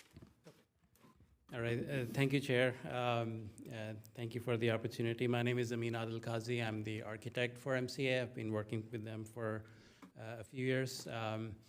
So Steve's pretty much... There it is. Just going to get the clock out. There you go. Go for it. Okay. Thank you. So yeah, thanks, Steve. Yeah, Steve's gone through the technical aspects of it. I'll try to explain, just introduce you to MCA, what the organization is, why this project is so important for them, and then I'll try to address a few comments that you brought up. So MCA started in early 80s in Santa Clara. Their first mosque is at Catherine Street. It's a small mosque, about 5,000 square feet, but it's primarily just a mosque and support facilities. So there's really no community spaces there. They were looking for a community place, and in the mid-90s, they've got the current property, which is the 3003 Scott Boulevard. It's about 80,000 square, it was 80,000 square feet at the time with 350 parking spaces. So I think the community was really happy they got what they wanted. But pretty quickly, it turned out that, their needs are growing. The main functions that go on there are obviously the prayer hall, the main multipurpose hall inside, which is in several meeting rooms, and the school. The school, by the way, also started in the late 80s in a rental facility, and so when they moved to 3003 Scott, it found a permanent place. The school itself has about 25,000 square feet area within that building. So it can take a lot more students. It has a lot of classrooms. The limitation has been with the conditional use permit. So what you're asking this time around is really not change anything, it's just allow more students in the same classroom. So you have about 15, 16 classrooms there, and so it could grow even more, but right now, from 490, we're asking for student population to go to 600. And the other 300 will be in the new building. So MCA 1, again, it serves as a religious and cultural center. It has daily prayers, Friday service, as Steve mentioned, the evening prayers in the month of Ramadan, twice a year morning prayer. So these three are sort of the special events, and then the community and social activities are primarily in the evenings and weekends. School is kindergarten and secondary, and then religious schools over the weekend. A little bit about the Granada Islamic School, which I'll call GIS from now. It is very academically focused, based in Silicon Valley. I think all schools try to do that. It has accreditations, etc. Very strong extracurricular as well. Just wanted you to focus on the bottom picture. That's the area that Steve showed that you block off during the school hours. So that's where no vehicles come in, and that's the recreation area for the school. Next slide, Steve, thanks. So MCA is a vibrant community. It really comes during the weekdays, obviously it's school, but it really comes alive in the evenings and weekends. It is involved in Santa Clara in a very robust way. They have a food distribution programs, and I was just told that they feed 3,000 families every month. During the COVID, they set up a testing service drive-by that was free for anybody. There's a picture there as well. It is a designated voting station, polling station, has been for many years. They offer visitor hours, their platform for social conversations, candidate forums, etc. So it's a facility that Santa Clarans as a community use a lot. And the city has really appreciated that, and over the years, they've received several commendations from the city officials. And I was just told by the president who's sitting here of the board that he was here yesterday. They got some proclamation for Ramadan, right? Yeah. All right, so I'll keep going. The next one is expansion. So this is where the expansion was really needed. In 2013, they purchased MCA 2 with the intention of expanding there as a school. After a couple of years, it sort of hit a roadblock because there's another R&D facility just across the road, and the city leadership and MCA at the time concluded that the school was not tenable there. It was too close. So since then, it has been rented out to a biotech firm. So that's why it's sort of out of the equation. It's their own. They don't park. MCA does not park there. There's signs, don't park, et cetera. So MCA 1 and 3 is the campus going forward. Okay, so I think I'll go through some of these quickly. You already heard that school growing from 490 to 600 and 300 new students. Steve, I think we can go to the next slide. Floor plans, I think Steve talked about it. I can take your questions about it later if you have. Again, proposed site plan will continue on. Floor plan, the intention here is not to add more members, but to provide facilities to the members. And so in addition to the 10 classrooms, there's youth lounges for boys and girls, fitness room for women, which has been a very long-standing demand, and sports hall. That's where we're raising the ceiling and creating a high school tournament size basketball court and other things there. And then there is a medical clinic, which will also be a free clinic open to all the folks. The next slide, again, I just put a picture there. So it's a very, it's a low tilt-up building. And we hope to make it much more beautiful and improve the area. See if you go into the next one. Yeah, so that's sort of another, hopefully a prettier version of that building. The next slide is a section through it where you can see the partial ceiling roof that we're raising on one side. All right, so the next few slides are about the traffic. We've actually spent a lot of time. This is how the existing traffic flow is. As far as the big numbers go, the greens are where the MCA general traffic comes, and the brown is where the school is. We go to the next slide.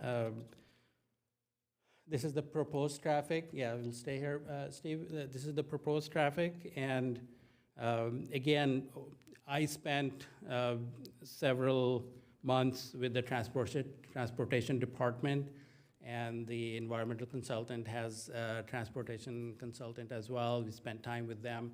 We did fine-tune a lot the internal traffic flow, geared towards the safety of the kids, as well as making sure the flow of traffic outside of the property is also clean. So, and I can get into details if you have questions on these. I think fundamentally what we're looking for is it's the same activity school that is growing into the second one. They've been around for 20 years. There's good experience there. And if you allow this expansion, this is an institution, MCA, which draws a lot of people from the Bay Area. It's one of the main centers not only in the Bay Area, but in California, and then also known nationwide, at least within the Muslim community.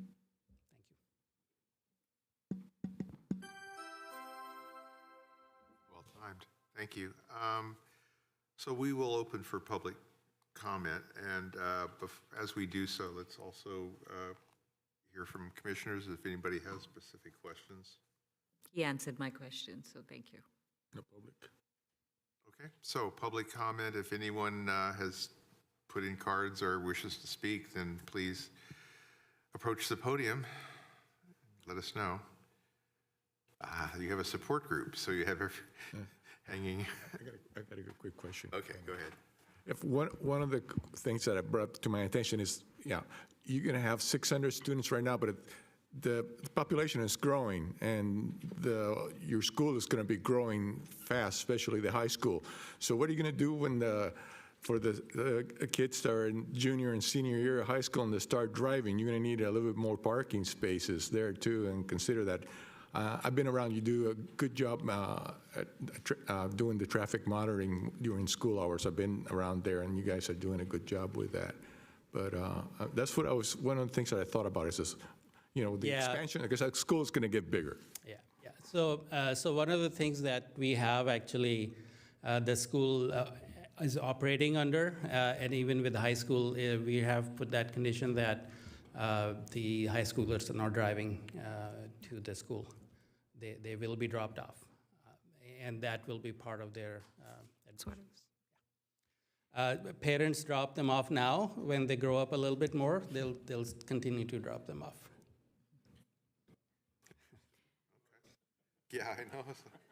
And through the chair, that was precisely why I was asking about MCA 2, because I could see the growth, and that's why I was asking. You could have covered it as one use permit if you had the ability to foresee the future. Of course, we will see you back if MCA 2 is going to change its use, as now I'm getting to see that.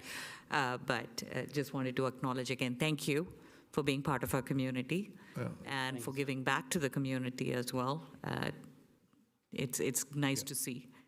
Thank you so much. Yeah, clarification for MCA 2, and I'm an architect. I do design for things, so they do have some chemicals across. So we were closer to less than 1,000 feet from them. So One thing really quick, though, that I mentioned that you'd be doing is the free medical clinic. That's really good. I'm really impressed with that. And I just, just can't believe that you guys are going to be doing that. It's pretty good. I'm impressed with that you put it into the community. But quick question here. Catherine, you mentioned, are you going to close type mask and combine it with a new one, or? No, it's been there. That's their original one. That has a lot of problems with parking throughout the whole neighborhood. It goes up to about 6 or 7 blocks areas. A lot of the neighbors go nuts in that area because of the parking. Yeah, I think we can. It's nothing you can do. Nothing we can do. Well, what we could still do is, I mean, they're doing it at MCA 1. Yeah. There's a lot of communication with the neighbors. So they do have open lines for getting complaints. There have been times where they've rented tow trucks themselves and moved around. And so I think you'll appreciate that, when you have a capacity of 1,800 people, and there's many times that, and it's a known place, it's a magnet within the Bay Area.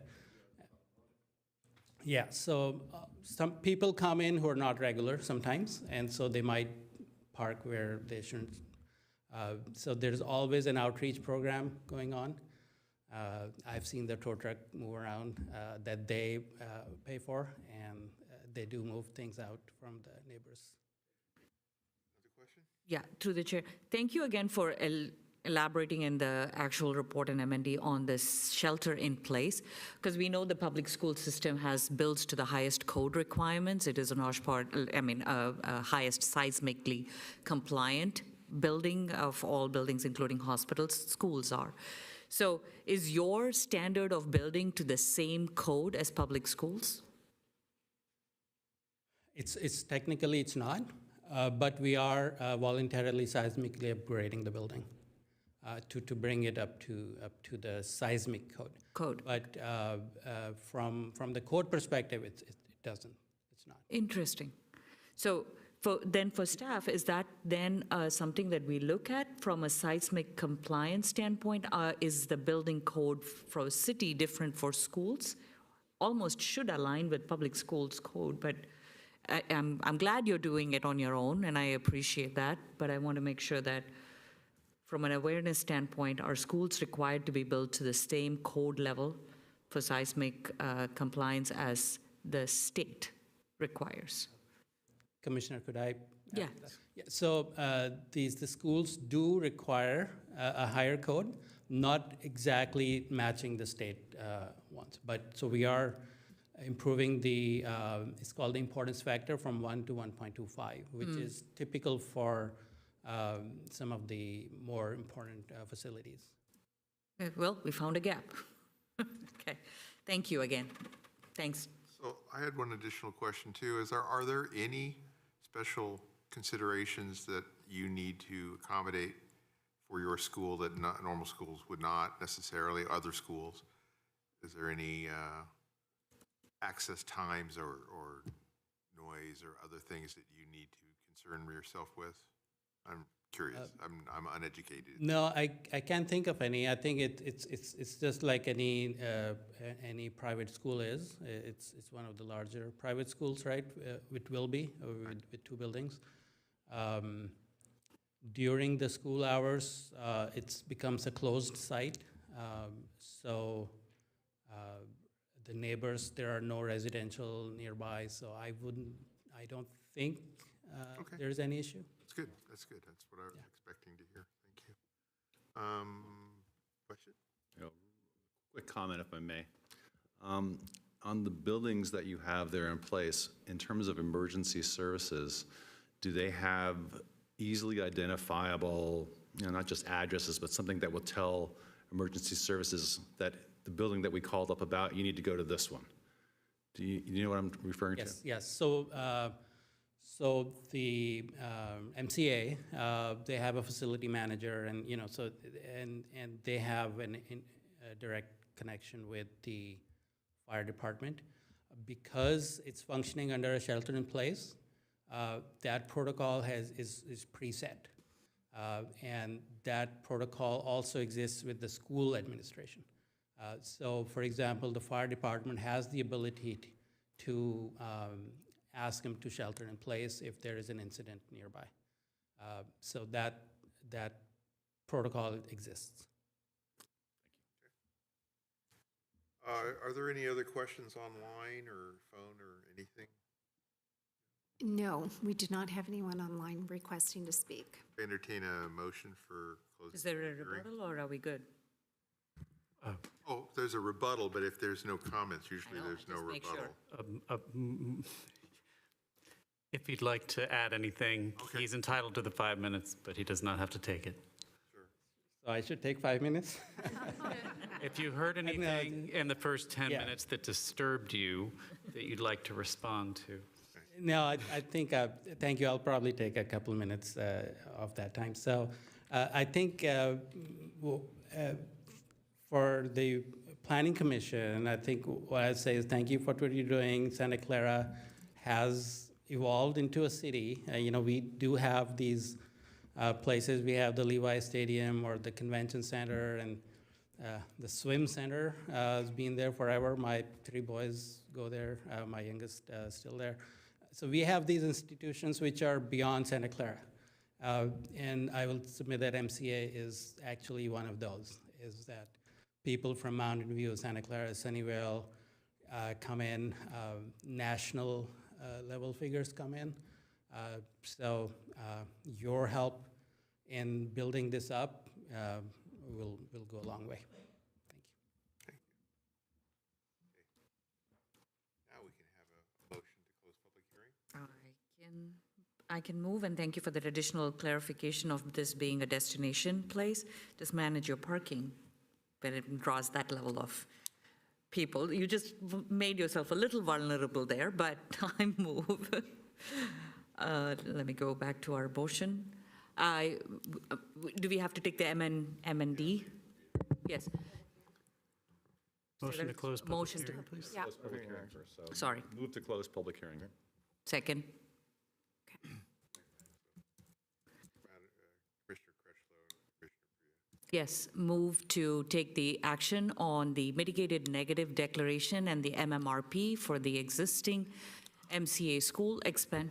Forgive me, I Commissioner. think we needed to take the vote to close the public hearing, correct? Just need a vote So on we the have the motion closing. on the floor Oh, to we didn't close come. public hearing. Yes. Oh, didn't Go come. ahead and cast your vote, please. There you go, sorry. I think Priya is looking to expedite. Yeah, we have three more. Commissioner Booth, I'm going to, Yes. yes, okay. Thank you. Thank you, the motion passed. Thank you. It was up there. Public hearing's closed. We can move on Have now. Conversation if you have anything you want to discuss. Make the motion? Go ahead. Can we have the motion up, since I was reading off of it? Motion to take action on the conditional use permitted, not use permit, the mitigated neg deck and the MMRP for the existing MCA expansion at 3080 Alfred Street and 3003 Scott Boulevard. Second? And for clarification, this is staff recommendation number 1, which is the adoption of a resolution to adopt the MND and MMRP. Go ahead and Thank cast your you. vote, please. Yes.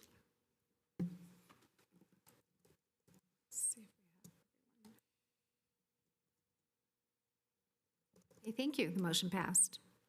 Now for the second motion to adopt a resolution approving the conditional use permit to allow the expansion of the Muslim Community Association School at the addresses quoted above. Second?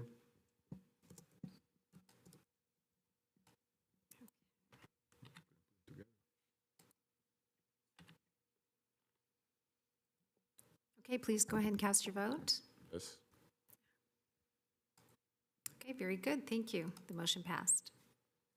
So thank you very much for bringing additional students to our city. That's great. Thank you.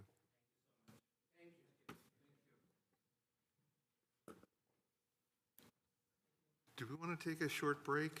Sure.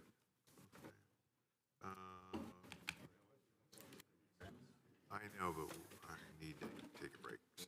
7:55? 7:55, roughly. Yes.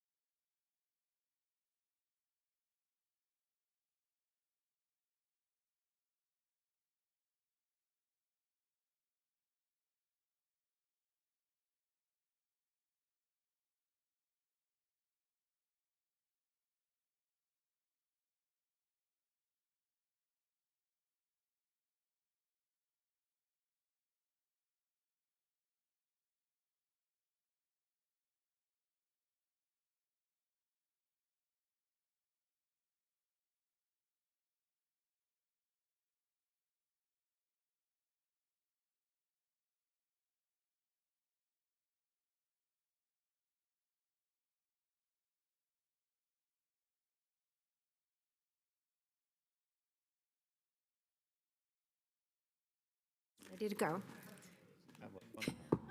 Okay, let's get started on the next item for tonight's agenda. We are moving, I guess, to item number 3, which is action on to modify an existing conditional use permit to allow a rhythmic gymnastics use in an approved personal fitness facility in a light industrial zone district at 2342 Walsh Avenue. So we will allow the staff to make their presentation and then we'll proceed.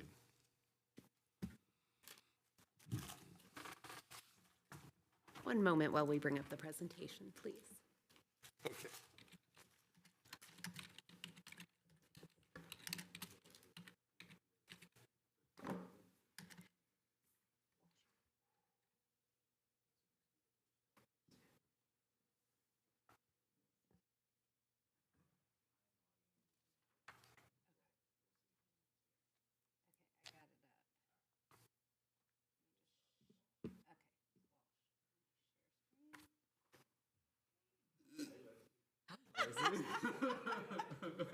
Not my video. Apologies. All right, let's try this.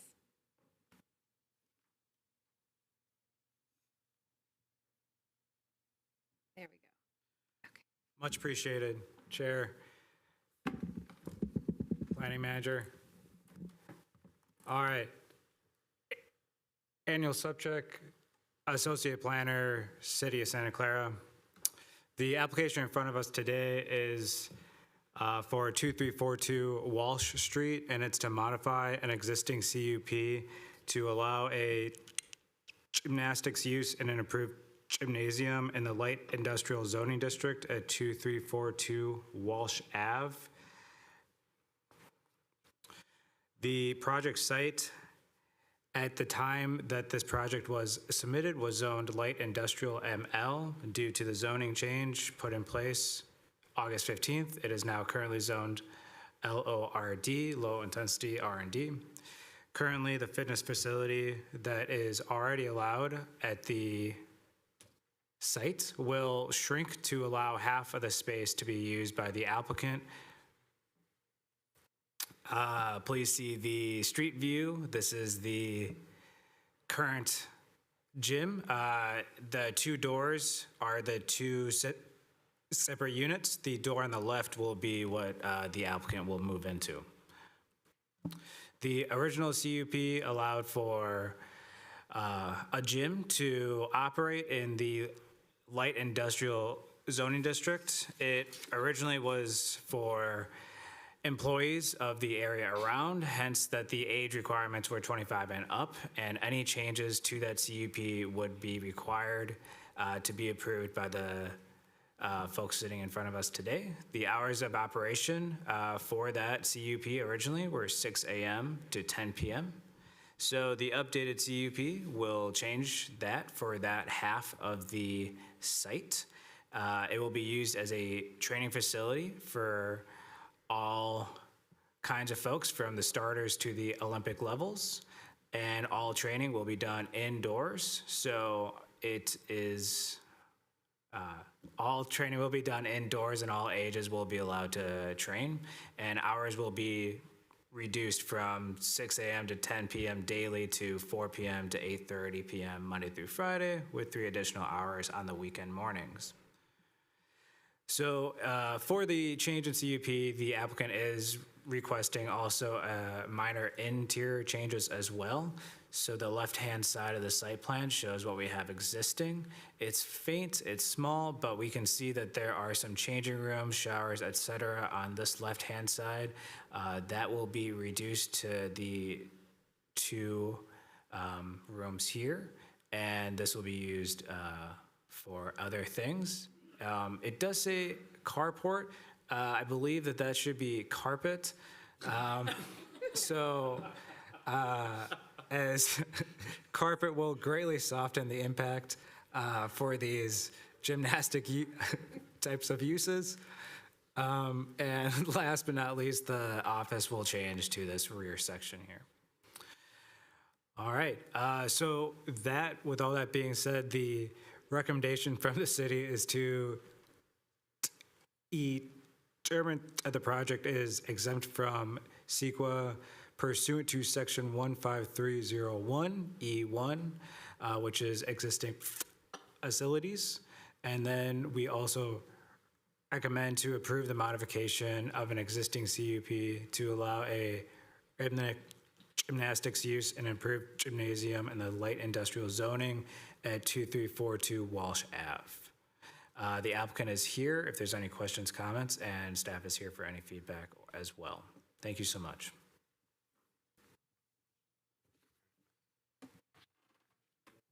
I'm kind of curious, just a historical sense, when was it decided that someone was a business professional only at 25 and up? That is a great question. When it was originally approved, when I was reading through those CUPs, the COAs, I thought that was quite odd as well. It's very stringent. So all that being said, it does seem like this will reduce the total amount of users because of the hours are reduced. So in that sense, it's a win-win. Okay. So I guess we can hear the applicant. Is there any other questions to staff before we go? No? Okay, go ahead. Thank you. Hello. Yeah, my name is Mark Kaufman. I'm on behalf of Bravo Rhythmic Gymnastics. We didn't prepare any presentation, but I think like our situation is pretty simple. No generators on our site. So it's pretty much just amendment of current CUP for extra use for rhythmic gymnastics. And I would clarify, it's specifically rhythmic, not other type of gymnastics. And it's the only thing what we plan to do there. And happy to take any questions. Through the chair, no questions, just comment. You could have just run a Simone Biles video and it would have been your presentation for this session. I'm kind of curious, are you going to provide any on-site additional medical, like a first aid box and all those things? Is that a normal part of the upgrades? Yes, so that's that plus all of our coaches, they have passed the certification of USA Gymnastics. So they're trained at like certain level of first aid as well. Including CPR, I assume? Yes. Oh. And you have a clinic down the street and you have the fire department too. So you're covered. Hope we don't need that. No, let's hope not. Knock on wood. How many cars do you plan to park in the carport? Do you know? The carpet. To reduce the impact? I'm sorry, I don't mean to make light. I think it's awesome that you're providing additional exercise facilities. Through the chair. So thank you, Leslie, for confirming. When I mentioned Simone, I did have the larger expansion. So this is just rhythmic. What happens in the future if you want to expand? The fact that rhythmic is part of gymnastics, it's still like they're so different. So typically they are like separate. It's different coaches. Like I don't see us expanding to anything else. Okay, but just like it would be same if we would want to expand to volleyball. It's okay. Different. Just putting it out there that any change beyond rhythmic will require you to come back in for a use permit. Yeah, that's fine because that's not the plan. Okay. Thank you, Chair. So now that the age limit is removed, is there a lower age limit that is practical for adolescent or pre-adolescent? So at the moment, we plan to have kids starting from 4 beginner classes and up to the until end of school age. Excellent. So All right. Good. I had a question regarding the changes to the CUP. I thought you mentioned that these will be applicable to this half of the building that they're now going to use.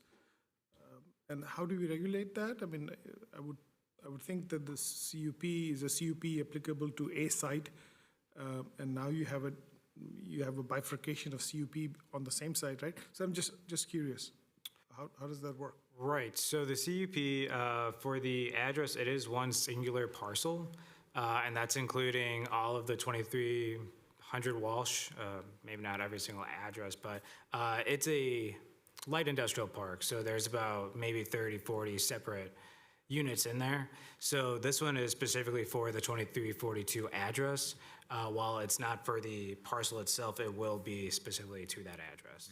So Tribal Fitness, which was the other gym, has their own address, and then 2342 Walsh will be the address for the applicant. Okay, understood. Thank you. Thank you for that clarification. Procedurally, we do need to open it for public comment. Is there anyone that wishes to speak on this online or here? No, we don't have any requests. And now I do need to officially request a motion to close public hearing. Move to close public hearing. Seconded. Yes. It was seconded by Botnagar, is that correct? Thank you. And I give you a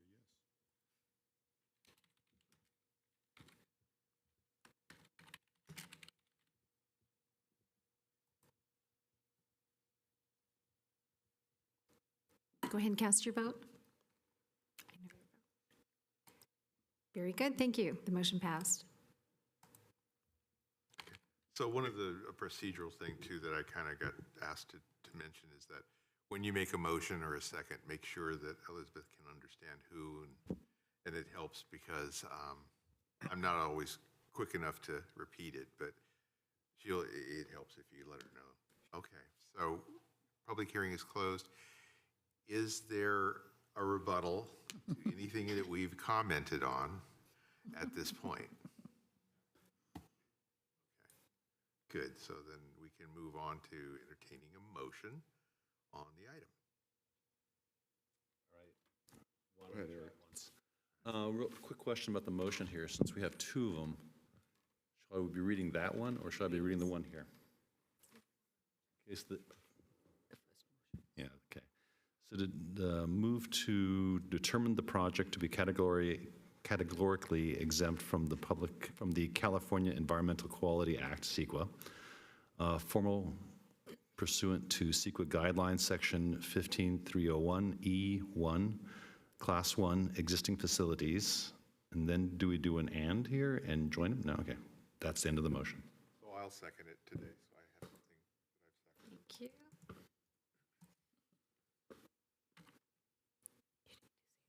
The motion was made by Commissioner Crutchlow, seconded by Chair Salame to approve staff recommendation 1.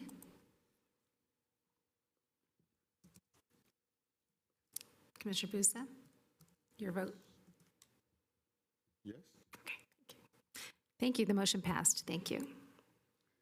And then motion to adopt a resolution to approve a modified conditional use permit to allow rhythmic gymnastics in addition to an existing personal fitness facility at 2342 Walsh Avenue, subject to findings and conditions of approval. And I'll second that as well. Thank you.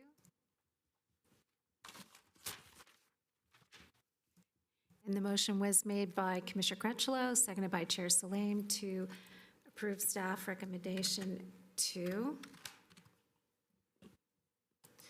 Please cast your vote. Thank you. The motion passed. Thank you. Through the chair, super excited you are here. Thank you so much for bringing your wonderful skill to our community. If I had a daughter, I'd be doing this all over again. To say big thing, yeah, for letting kids have the space to train and to do the thing they love. So, and I'm sure it's the place where they grow mentally, physically healthier and stronger and more motivated persons. So thank you so much. Appreciate it. Thank you. In my opinion, it adds to the ability to do any sport. Yeah. My son started in gymnastics, went into swimming, water polo, and rowing. Yes, totally agree. Yes, sport is the power. Yeah. Thank you. The mental health together. Good night.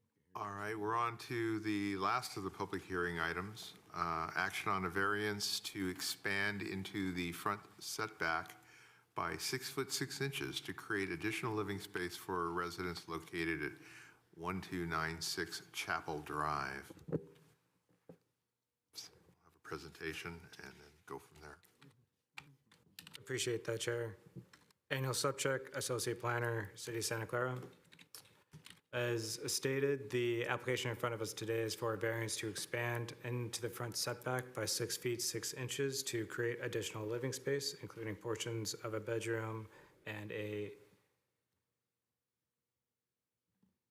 an additional bathroom. Sorry about that. The project site in front of us is a 7,468 square foot site.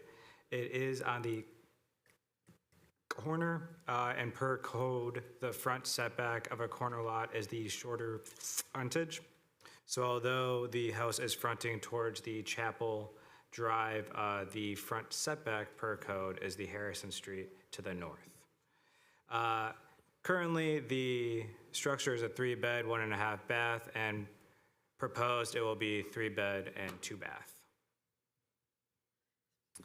Here are the site plans. As you can see, the current front setback on the site plans is 20 feet 10 inches. The proposed front setback is 14 feet 5 inches on the site plans, about.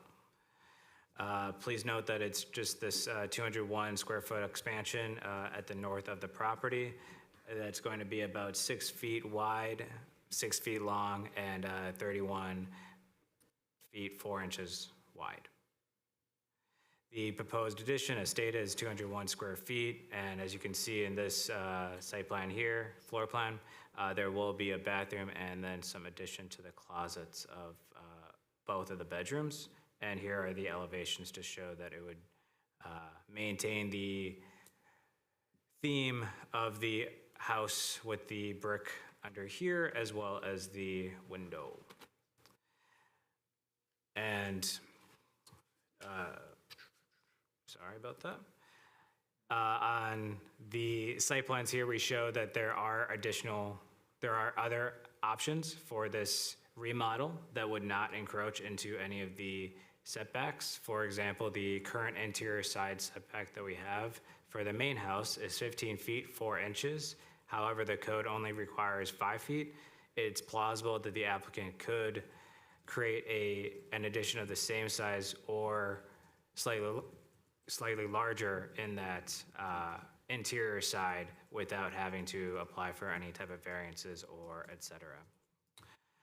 With all that being said, the findings are on the screen here, and staff has not found the findings for number one.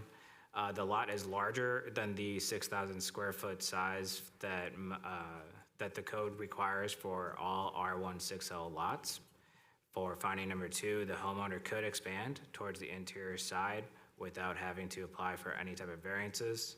For finding number three, is style of lot, as in the corner lot with the frontage facing the street side yard, is very common in the area. So any variance to this may be construed as a special privilege. And last but not least, the fourth, encroaching into the front of into the front setback may disrupt the harmonious streetscape that there is currently and may introduce a visual impediment to others when driving. I would like to note that they have the traffic triangle here, which would show that per City of Santa Clara Traffic Department, it should be okay. So with all that being said, the recommendation from the staff is to deny the variance to expand into the front setback by 6 feet 6 inches and to create additional living space, including portions of a bedroom and a bathroom. Staff is here for further feedback, and the applicant is also here with a presentation as well. Thank you.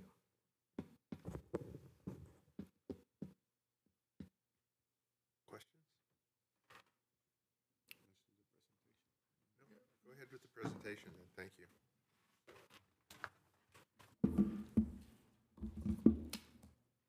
Thank you.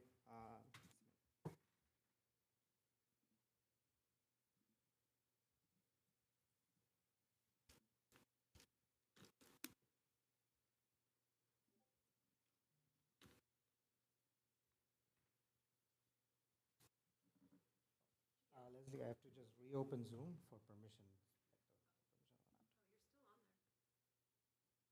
Yeah, but it's telling me because I have to set permissions for security reasons, I have to rejoin Zoom. Yeah, sorry, just connecting back to Zoom.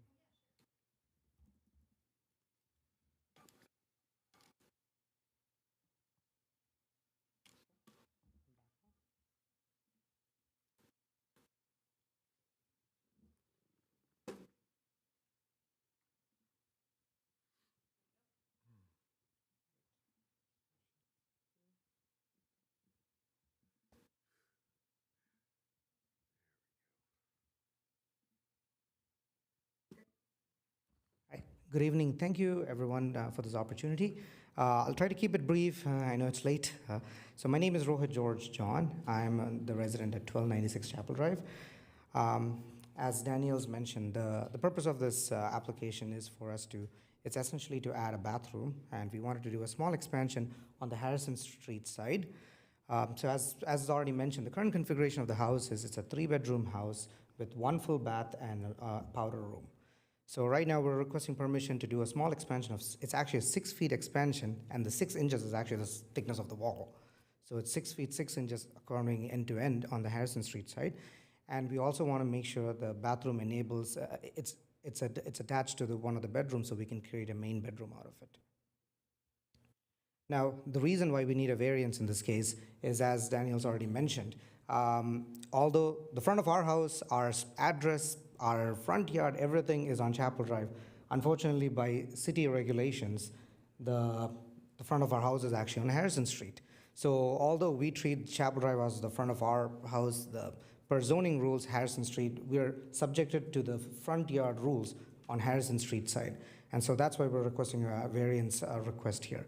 And in the next few minutes, my goal will be to go through some of the reasoning to justify why we would need this variance. Now, as Daniel's mentioned, are there any special circumstances or conditions that apply for our subject property? To understand this, I need to give a little bit of overview of how our house is actually architectured. As I mentioned, the goal is to build a bathroom that's attached to one of the bedrooms so we can make a main bedroom out of it. And so in this picture, you can see it's a street view of it. All the bedrooms are actually on the right side of the house. So basically, when we consider what are our options to do an extension, we consider 3 different options. One is building it towards Chapel Drive. The second option was to build it in the back, as Daniel's mentioned. And the third option was to look at expanding on Harrison Street side.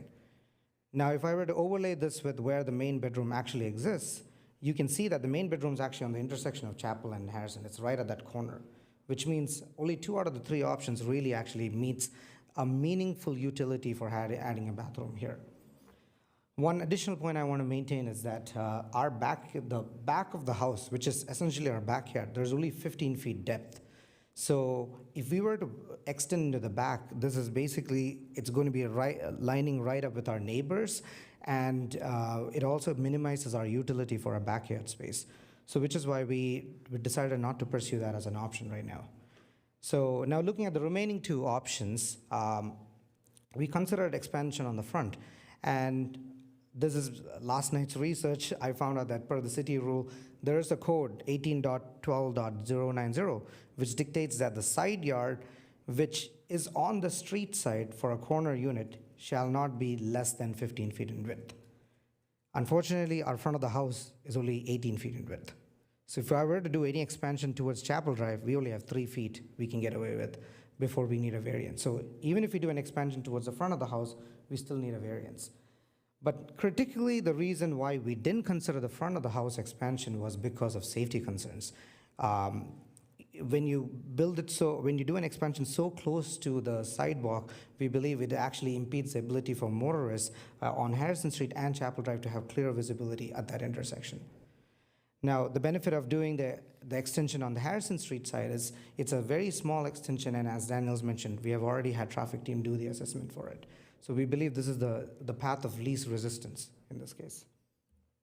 Now, going to the second point, would the strict compliance with zoning requirement deprive the subject property of privileges that others enjoy?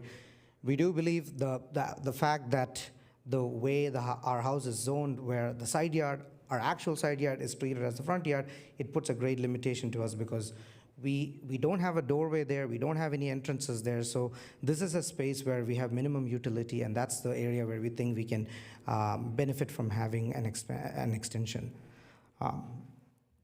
Now, moving to the third point, would approving the variance actually constitute a grant of special privilege?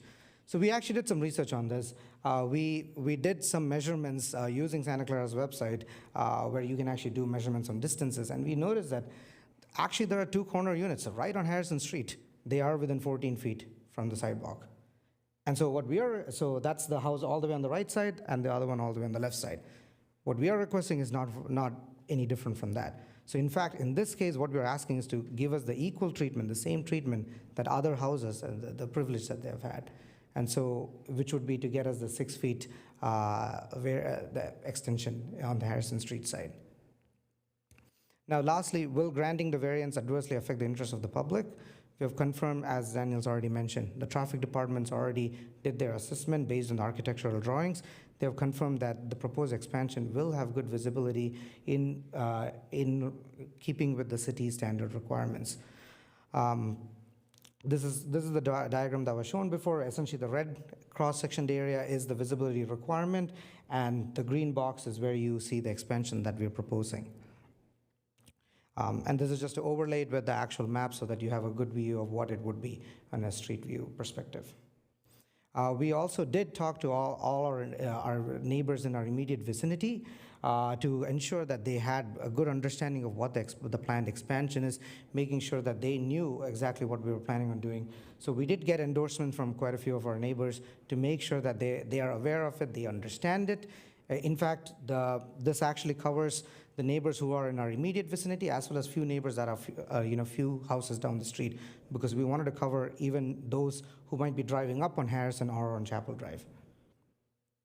And last thing, I wanted to also mention, when we were doing this application, we were also notified about an easement on Harrison Street. We worked with the Public Works Department, and they confirmed that this was a air and light easement that was established in 1946. They did confirm that while it's a very old easement that's been in place, this is something that they are willing to review, and potentially they don't consider this as a blocker, given that the easement requirement is around 7 feet from the sidewalk, and we're not going to be violating that. And so in conclusion, I just want to kind of reiterate, we do believe that there are special circumstances that apply based on the orientation, the shape, and the layout of our property. We feel that the strict compliance with zoning requirement would potentially deprive us of privileges that other properties may enjoy. Approving the variance would ensure that we're not asking for any exception, we're just asking to be treated the same. And granting the variance will not have any adverse effect as based on the assessments done by traffic department, by the public works, as well as the endorsements from our neighbors. And lastly, I just want to mention, we moved to Santa Clara very recently. My wife and I, we fell in love with the city, and this is where we want to be able to raise a family, start a family. While we have the opportunity and time to do it, we want to be able to do it, because once family and kids are in play, we know life is going to be too busy. It's going to be a lot more complicated for us to be able to consider doing an expansion at that point. So we humbly request your reconsideration for this variance application, and to please help approve it. Thank you. Thank you. Chair, can you go back to your neighbors that signed thing? Go back to a second.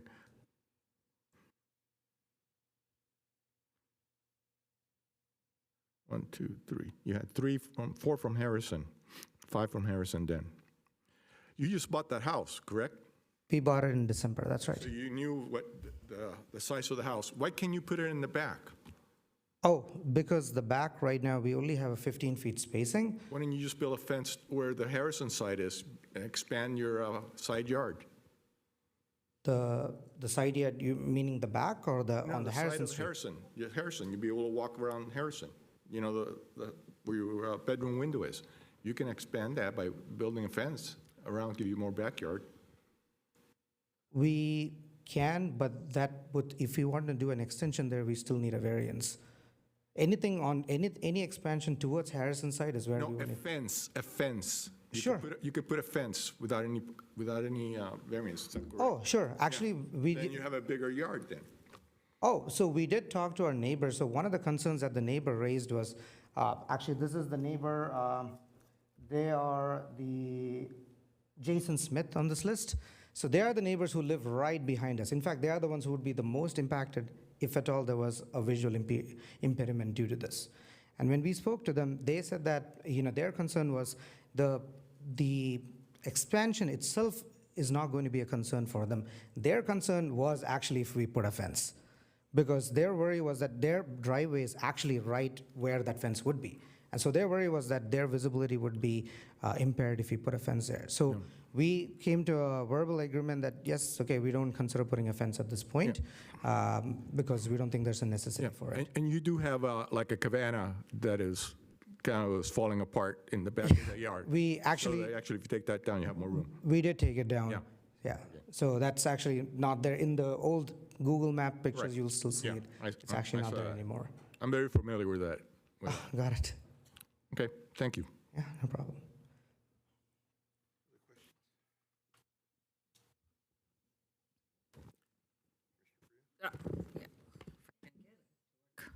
Through the chair. Actually, this question is to staff. I'm looking at the Google aerials, and I'm looking at the property on, by the intersection of Harrison and Pierce Street. Can staff pull that up on the visual? Sure thing.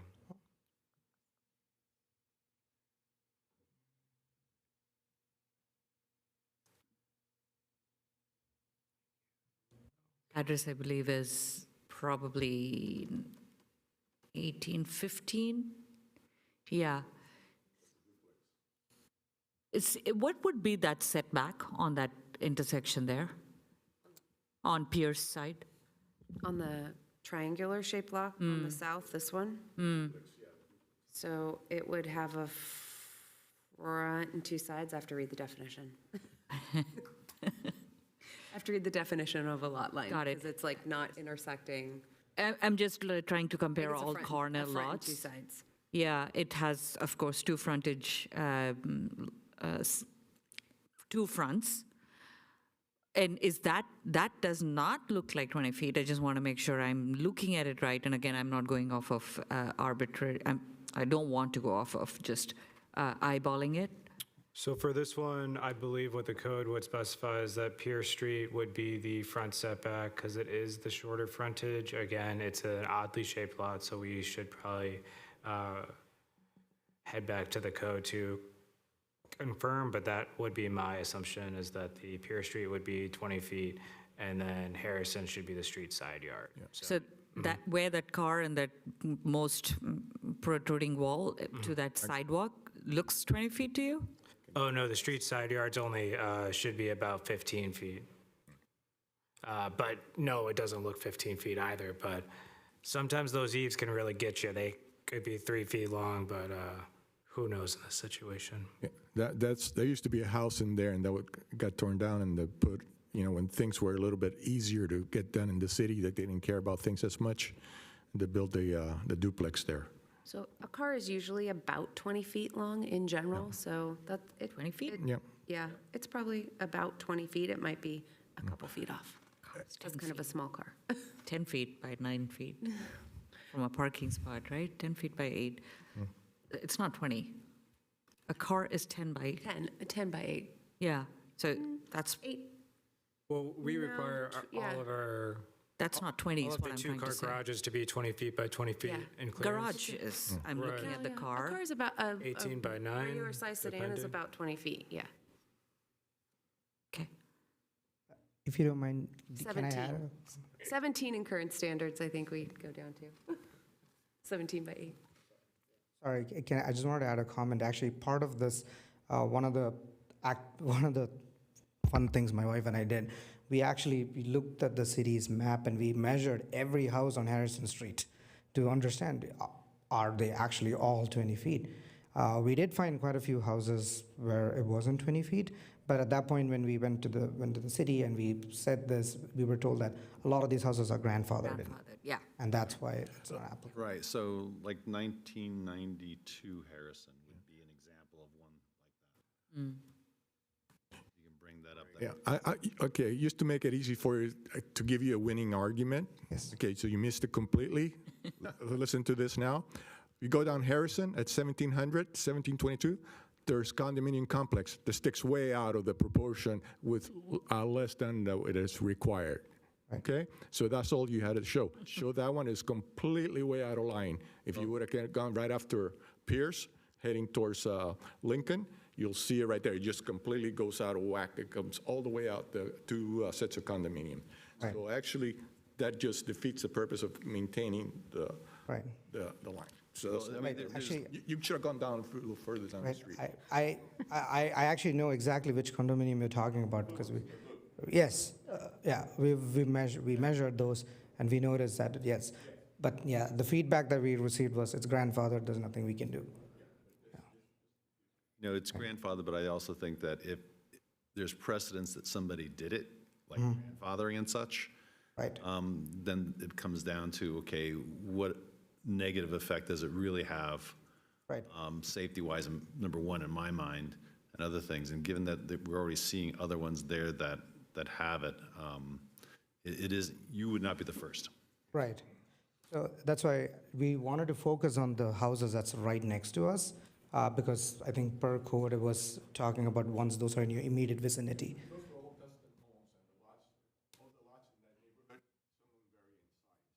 Got it. Got it, okay. So let me get a word in too. One of the things you missed that it's in defense of your plan is that with the addition at the end, you're not going to be changing your roof line. You're not going to have extensive engineering. It's actually a least impact to the structure of the home and would be beneficial to the overall look of the home. It's not, theoretically not creating an eyesore of any kind, so it leans me in favor, but other questions? Yes? Yeah, thank you, Chair. If I saw this, was that the side elevation that you were showing, that you now have a door on that side? On the Harrison Street side? I think that's, do you want to just show? It's just, a window. I think in the architectural drawing, they showed a little window, but I don't think that's going to be the case because we have a bathroom there. Yeah. So it's not. So that's what I'm asking. Your bathroom's going to have a window. Yeah, so it's going to be what we had discussed with the architect would have been a privacy window, like something that just lets ventilation in rather than something that opens up and sits wide. So you're saying that that's sort of inaccurate, that you're just going to have a window there? Is that what you're saying? Yeah, the exact orientation and the size of the window might not be exactly this. Right. So the other question I have, maybe just looking for clarification, you just bought the house 6 months ago. What changed? I mean, if these were all in your plans, I would imagine these are long-term plans. You don't buy a house, Right. just like that. You could have bought another place somewhere that was more suited to your requirements. Just trying to understand. Sure. Well, our primary motivation was, we looked based on, what the school districts, the area, the safety, and, recommendations from our friends and family. When we saw this house, we fell in love with it, and that's how we ended up buying the house. We only learned about the rules and the regulations and the restrictions. All of this was new to us when we got into the process. So actually, what we did was we reached out to a contractor to ask them, hey, what is the process if we wanted to do an expansion? So our contractor actually reached out to the city, and that's when we got the feedback, hey, actually, the zoning rules dictate that the Harrison Street side is the front of the house, not the Chapel Drive. And so this was, and because of that, they said, yeah, you wouldn't be able to do an expansion there unless you go through the planning commission meeting and you present for a variance. So you, when you were looking to buy this house, you were already considering an expansion on the Harrison side. You just didn't know the complications. Correct, that's right. I see. Okay, thank you. That explains it. And to clarify, this is our first house that we've ever bought, so the whole process was a learning process for us. Thank you, Chair. Okay. Is there any public input other than the applicant? No, we don't have any requests. Okay, then, Sorry, one last, through the chair. Could you bring up the signed agreement that is signed by the neighbors again? Where does it say what the scope of what they signed is? Oh, I can give you a copy of it. Okay, got it. I just want to make sure that we are tracking to what they signed. So we actually put a declaration on the top. Perspective, right. Sorry, this is just for, wasn't shared. just to keep it concise, I cut and kept just the signatures just to show that. How would you know? Thank you. Thank you for this confirmation, if anybody else wants to see it. So did you get that sign when you had the coming out night or something? Did you get the neighbors to come out? Were you at the block party? No, not at all. Okay, All so of this happened between Sunday, Monday, Tuesday. Okay, so you weren't at the block party then? Oh, we were at the block party. You talked to your neighbors about that at the time? We did, yes. The neighbors were aware of it, so this didn't come as a surprise to them. But the block party was the Chapel Drive block party, so a lot of them weren't Yeah, the necessarily chapel concerned. where you live. Right, exactly. I your think there was a house is. Harrison Street block party that happened the same night, Yeah. but we weren't invited to that. So we didn't get a chance to talk to the Harrison Street neighbors about this one. So when we approached them between Sunday, Monday, and Tuesday is when we talked to them about this. Okay.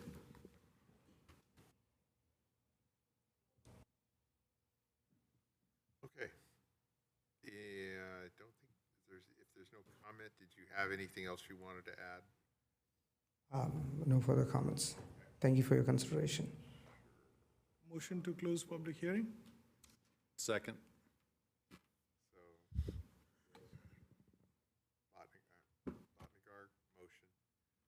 Eric. Flo. Okay, so for the public record, we're closing public comment. Is that what we're doing right now? Yes. Okay. And who seconded the motion? Commissioner Krishna.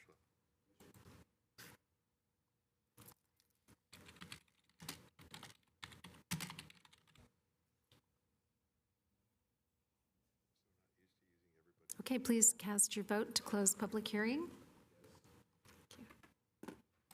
Okay, the motion passed. Thank you. Okay, is there any internal discussion on what your thoughts are? So the staff recommendation is only one. Is there an alternate? No, the recommendation is only to deny the variance. Just say allow. But it has to then have its findings, which we all have to agree to. Correct, you would need to make the findings that are outlined in the staff report, but you would change those to find that it is in conformance. Yeah. This is a hard one for me, and I came in with a vote already in my mind, but, I do see the presentation make its impact. So for me, clarification from staff, we have had grandfathered legacied building. I want to get rid of the word grandfather in my lingo. So legacied buildings that have setbacks not in compliance. We have our future zoning ordinance that's required. Our zoning ordinance is so is this the new one? Is this the new, what would have this been in the past? It's the same, the setbacks didn't change for Okay, single-family. and it's the setback for both side and front, or is this considered a double front lot?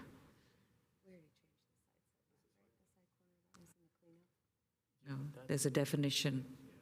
Right.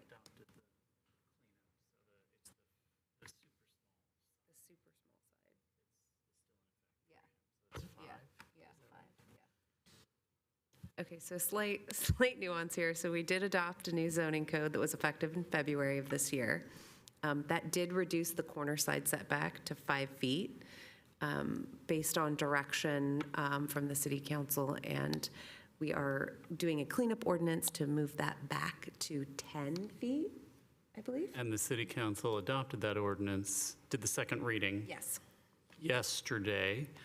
So that won't go into effect for another 30 days. So the 5-foot side setback is in effect. Currently in effect. For this. And so that would be Today. for their chapel side. Got it, okay. So there is a limbo here for my awareness, and thank you for that additional clarification of the city council's validation and back and forth. So I'm hard pressed on this, especially seeing that the neighbors do not have any concern that is acknowledged. And I don't know how you got that with so many neighbors acknowledging as a new neighbor. Good job. So I'll just say I'm hard pressed on a decision here, but further deliberation. Sorry, can I ask for some clarification to the comment that was made? Yeah. Per the city's website, actually, it says the corner facing the street is 15 feet setback. Is it 5 feet? Because that's news to me. Just It's to not on the city's clarify, website yet. yeah, just to clarify, during his presentation, he referenced code section 1812090. That is a reference to our old zoning code. So I can understand the confusion, because if you click on city code, it gives you the old code, which is unfortunately no longer in effect. So I know it's hard to wade through the different code sections, but yeah. Okay. Okay, we just made ourselves a little more. We are making it as difficult as possible. Yes. For staff too, believe me. Okay, trying our hardest. I think I have an idea of where this is going to go. I'm ready for a motion. Well, I'd like to make at least a comment that our rules are in place to prevent problems. I don't see this being a problem. It seems that the rule is overly technical in this specific example, and I think that it denies him his ability to adjust his home to meet his current and future needs. So I am not in favor of denying, so I guess I'm in favor of approving the variance. Well, here's what I would like to do is making a motion. Obviously, we're going to need a little help from staff to word it. If we want to approve it rather than deny, could staff recommend how we word the motion, please? And the findings. Xander's right there doing it. Well, yeah, so there are two ways of going about this. One is I take the discussion you've already had and the comments of the presenter and try and feed you language right on the spot. Another way of doing it is you vote tonight to approve the variance and direct staff to bring back a resolution reflecting the findings at the next meeting. There won't be any further discussion or hearing at the next meeting. You'll just simply have something on consent calendar adopting the resolution, formalizing. If you'd like to give me some. I would like to do that. How would we make that motion then? And just a quick and that is not going to have any impact with the zoning code update that is imminent.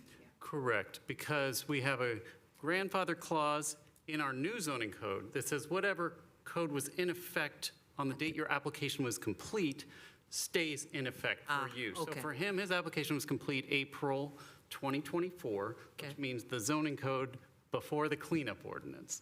Got it. Before you make the motion, maybe I could just read each of the findings to you and you could feed me some of your ideas. And then after that, somebody can make a motion, move to approve the variance and direct staff to bring back a resolution at the next meeting. Okay, please.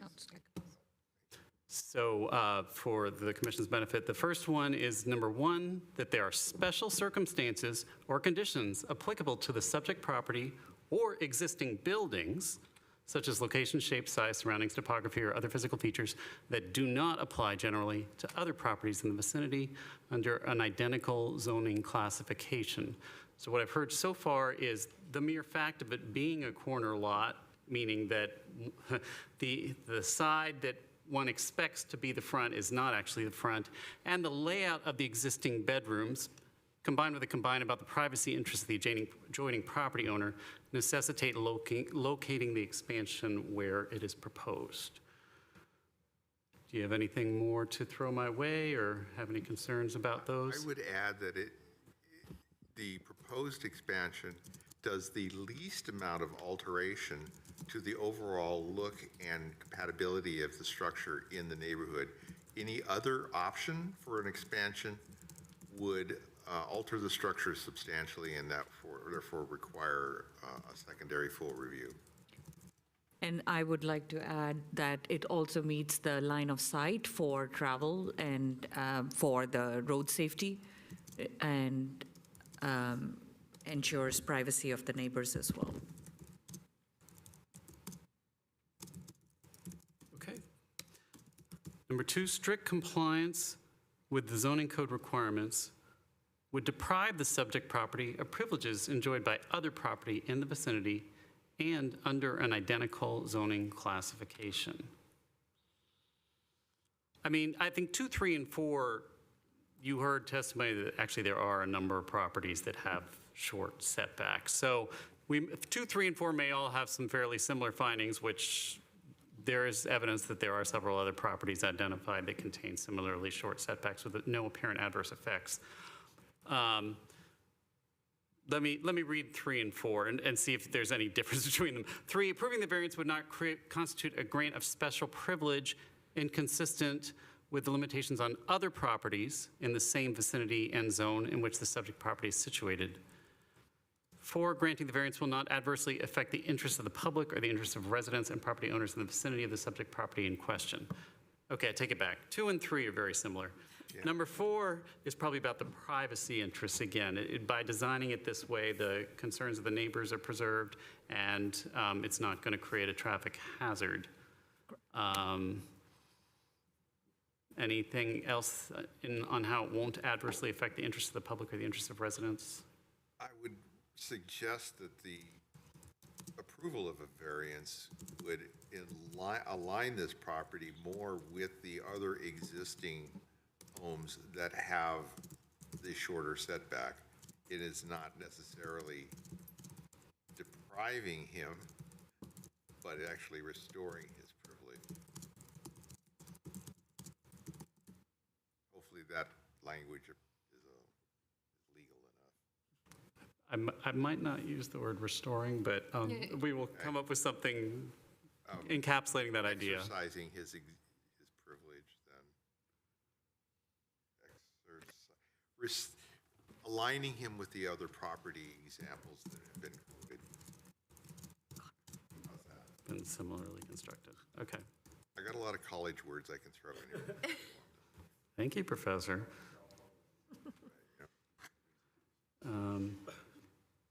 Okay, that's probably, you've probably given me enough words to throw something together. So now it would be appropriate to make a motion to approve the variance and direct staff to bring back a resolution at the next meeting. So moved to approve the variance and have staff come back at the next meeting with appropriate wording. With a resolution reflecting the findings discussed tonight. Second by Priya. Why don't we just, do me a favor, could you just repeat it one more time so Elizabeth can write this correctly? So we're going to make a motion to approve the variance. It's a resolution to approve the variance and direct staff to bring back a resolution of approval reflecting the findings discussed tonight at the September 11th meeting. Well, the consideration to keep in mind, though, is that the September 11th meeting is not expected to be short of commissioners. So it may be necessary to review it somewhat for the additional commissioners, or are they simply recused? They would need to recuse. The public hearing is closed.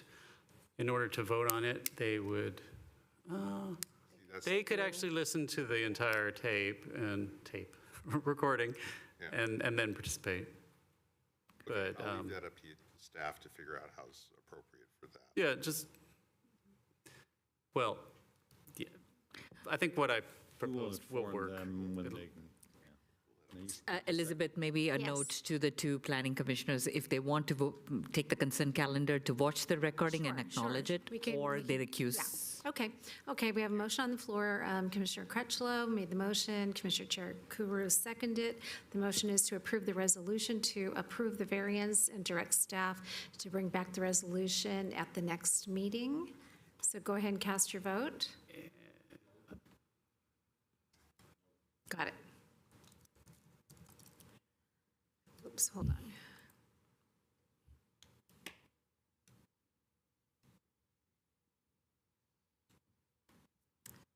Okay, I believe this means the motion did pass, correct, Xander? Correct. Okay. And Just wanna make sure with our limited commissioners. Thank you. It did pass. And sorry, Mr. Chair, I forgot something which I should not have forgotten. You need to make a CEQA determination as well. Recommend that you make a determination that the project is categorically exempt under CEQA guidelines 15301, Class 1 existing facilities, as the expansion is less than 2,500 square feet. Do that next time. You needed to have made that before you voted on the resolution, but I think we can fudge it and do it slightly out of order. Let's make the motion. So go ahead, can you repeat it one more time? I'll make Yes. the motion as quoted. Determine that the project is categorically exempt from CEQA under Class 1, Section 15301, existing facilities. Second. Okay. Crutchlow motion. Priya.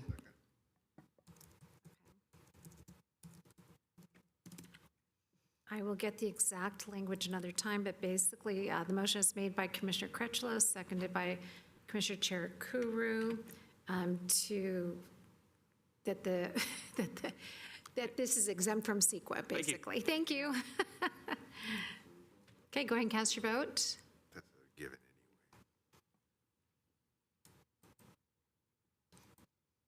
Okay, the motion passed. Through the chair, you took a bold risk tonight. That was by the hair of Chinny Chin Chin there, that you made it. Thank you so much. Really appreciate the time and the consideration. Well, you also now have to do it in front of city council at some point. So make sure they know that your neighbors are. Does it go? To be clear, this is the final, Oh, we do it. That's it. this is the final decision. Oh, awesome. He's making a run. Yeah, get out while you can.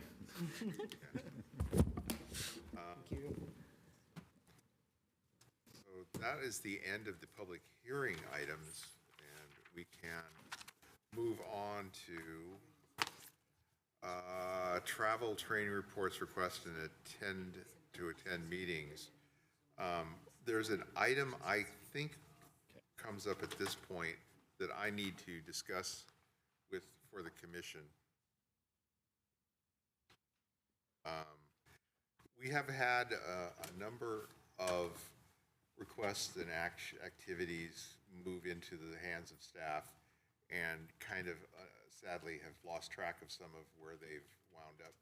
I think for our benefit, actually for staff's benefit too, we should consider adding a category to our agenda of actions and progress on requested items, like the study on data centers, study on notification, increase of notification distance. These are just things that we as a commission have proposed. It would be helpful if we had some feedback as to where they are in the process with staff. And Silicon Valley Power was supposed to come back Yeah, and give us a Silicon Valley presentation. Power, we have a number of items. And actually, I walk by that house all the time. I never saw anything posted on the post, on any of the telephone poles or anything. To clarify, with the new zoning ordinance, the noticing requirements are different. It used to be you had to post in 3 locations within 300 feet of the affected property. The new requirement is that you post in 3 locations within the city, which means City Hall and the libraries. So we don't actually post on site anymore. That doesn't make any sense. Makes no sense. Oh, it made a lot of sense when we had to redo the zoning code, and we would have had to redo the zoning map, and we would have had to post on every single parcel in the city. So at the very least, we wanted to narrow it, to just newspaper when there were a lot of properties involved. But I think there was also a realization that the number of people that actually walked up to a site and looked at a sign and learned of the meeting that way was very small, and the amount of staff resources it took was significant. So balancing those interests, it's now. One of those people that would read the poll. So maybe I'm one of the small ones, but it was actually, I was very surprised sometimes when I saw those things coming up. So I get your point that if you have something that you have to then go out to almost every parcel and do, it's a bit cumbersome, but maybe there's also the other side of that coin where it's like, okay, this is not so bad what we're talking about, and we'll post it with 300 feet. It seems like it's either or is the way it's decided. Yeah, well, so go ahead. Sorry to add. In today's world, there's all this electronic notification, but even simpler, why wouldn't we ask for a fee from the applicant or whoever and just post these by mail to the affected areas? Every single house gets one. It just gets in the mailbox. We didn't eliminate the mail. We're still mailing notice within a radius. Then how come at so many of these projects, affected people? That person got the notice, I don't know. That person was sent a notice. A letter with a stamp on it was sent to that address. correct. We don't know why it didn't get Did there. not get returned. We should have asked the rest of the residents that were there if they did get notified by mail. Yeah. The only way that you can. They would have said yes. Yeah, but the only way that you can do that properly, and I would say even legally, would be to say that you send it with registered return receipt request. Who wants to do that? No, and that part I understand. Rather than dive into the topic now. Thank you, Chair. Perhaps we could take and make this an agendized item like we were requesting and actually have a good formal discussion on it. It does, no, I just want to make sure that we do have a chance to get home tonight. I might suggest it be coupled with the outreach policy. It's part of outreach. Yeah, I So think maybe we could revisit that entire this. conversation Yes. is worthy of being And discussed. the outreach policy will come to this body for discussion. Okay. Okay. And the results of the conversation should be packaged and delivered to council so that they have at least an understanding of some of the things that the commission is doing. I think they're a little confused sometimes of what we're up to over here. We see him once a year and talk to him, right? Yeah, for dinner. So maybe we could see them twice a year. No, the sandwich is not a dinner. Microphone? Commissioner Abuza, your microphone's off. Oh, yeah. Didn't want it to be here. It's okay. You gotta be public and put your microphone on.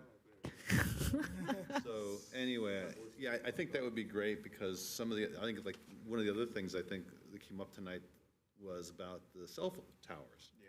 I think that's really important that we don't go through every time, and the other side of it is, in my area, it's awful. It's like 1 or 2 bars and people are so critically impacted by not having this. So, yeah, I think this is one of those things that we definitely have to bring up to city council and get a master plan going and. Yeah, there has to be. Serve the needs of our community. Yeah. Somebody's telling us it's time to go. But want to make sure that we're not adding new topics. There's a whole list that we gave last year. We want to make sure that we, one, know those topics and we keep reminding ourselves of that. Yes. We can always add and delete, prioritize, reprioritize, but these are new, and I'm sure they're not looking for more work, but acknowledging that they have their priorities with this. I think also just the update would be very simple. It'll be a month out. We're still delayed. Just an idea of where it is in the process gives us an opportunity to, build our case, if you say, I don't want to call it that. So earlier this year, the council did hold their council priority setting session, which included a number of items that the commission had discussed. There is supposed to be a report back to council on that. As soon as I see that, I'll alert the commission and we can put it on the agenda here. If you wish to talk about, I have not seen it yet, but just for your awareness. Yeah, I don't think that our request for Silicon Valley Power and the discussion on the. Oh, this for a study session? No, but.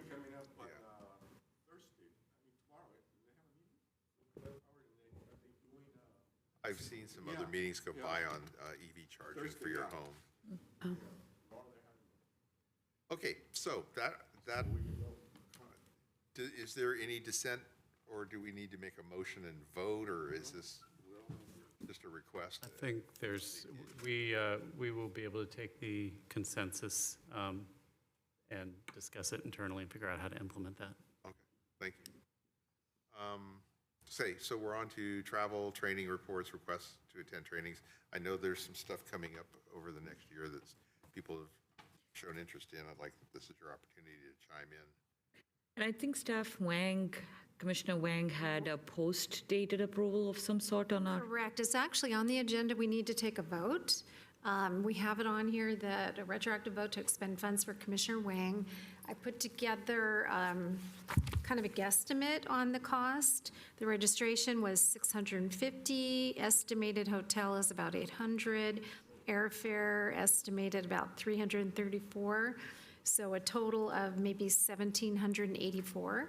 So this is in Riverside. Yeah, well, these are based on what I looked online. Maybe it could be a little bit less. Yes, with Southwest actually is what I looked at. Yeah. So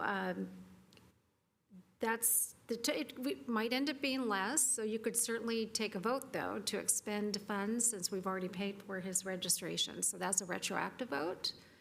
I move that we retroactively approve the funding request for Commissioner Wang to attend the APA California Conference. Second. For an amount Are not to we- exceed Not to exceed? $2,000. Sure, okay. And who seconded that? Okay, thank you.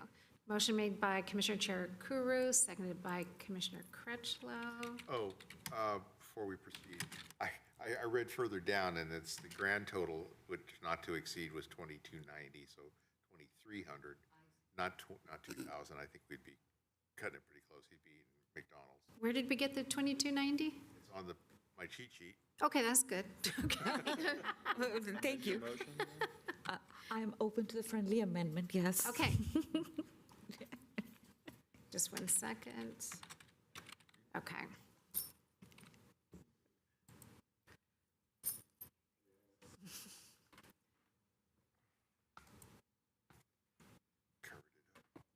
Very good. The motion passed. Thank you. Is there any other conversation on that item? No? Yeah, there's nothing that I've seen that I wish to attend in person.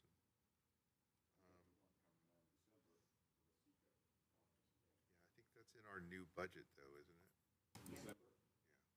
Well, we're in our new budget now. It started July 1st. You're talking about the CEQA conference that many commissioners have gone to in December? Yeah, I'm assuming it's coming up again. I don't know for sure, but we'll find out. No, I didn't hear about that one.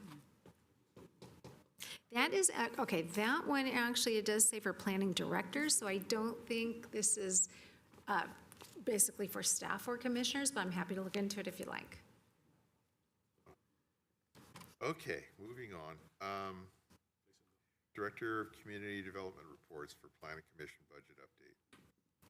Your budget for this year is, the allocated amount is $17,318. To date, we paid for the APA membership as well as the conference registration for Commissioner Wang. And right now, we're at a balance of $16,979. That does not include his retroactive approval that we just did, right? It includes, yes, we've only paid his registration, which is $650. The retroactive is only $650, actually. The future is the $2,300. Right, $2,290. Okay. It's a spreadsheet. I have to think forward and backward. Upcoming agenda items? So your next meeting on September 11th, we will have the item that was continued this evening for sure, and we should also have the Mission Point by Kylie project for you as well. Don't hold me to it, but we should. Do you think we'll have sufficient time for the projects that we're going to review? At that meeting? Not overloading our schedule? I don't think so, no. Okay. There's also the other continuance from this evening, the Bellamy appeal. So, It's like we've yeah. two continuances Yeah. on top of a previous agenda. I just want to make sure that, all right. But the variance will just go on consent. And the variance on consent, yeah. Oh, that's right. Consent. Okay. City council actions? There are no reportable actions for this commission from city council from yesterday. Okay. Guess what? We're up to adjourn. Move to adjourn. Anybody want to object? No? Okay. You want a second? We're adjourned. All right. You get to bang the gavel. Feels so empowered.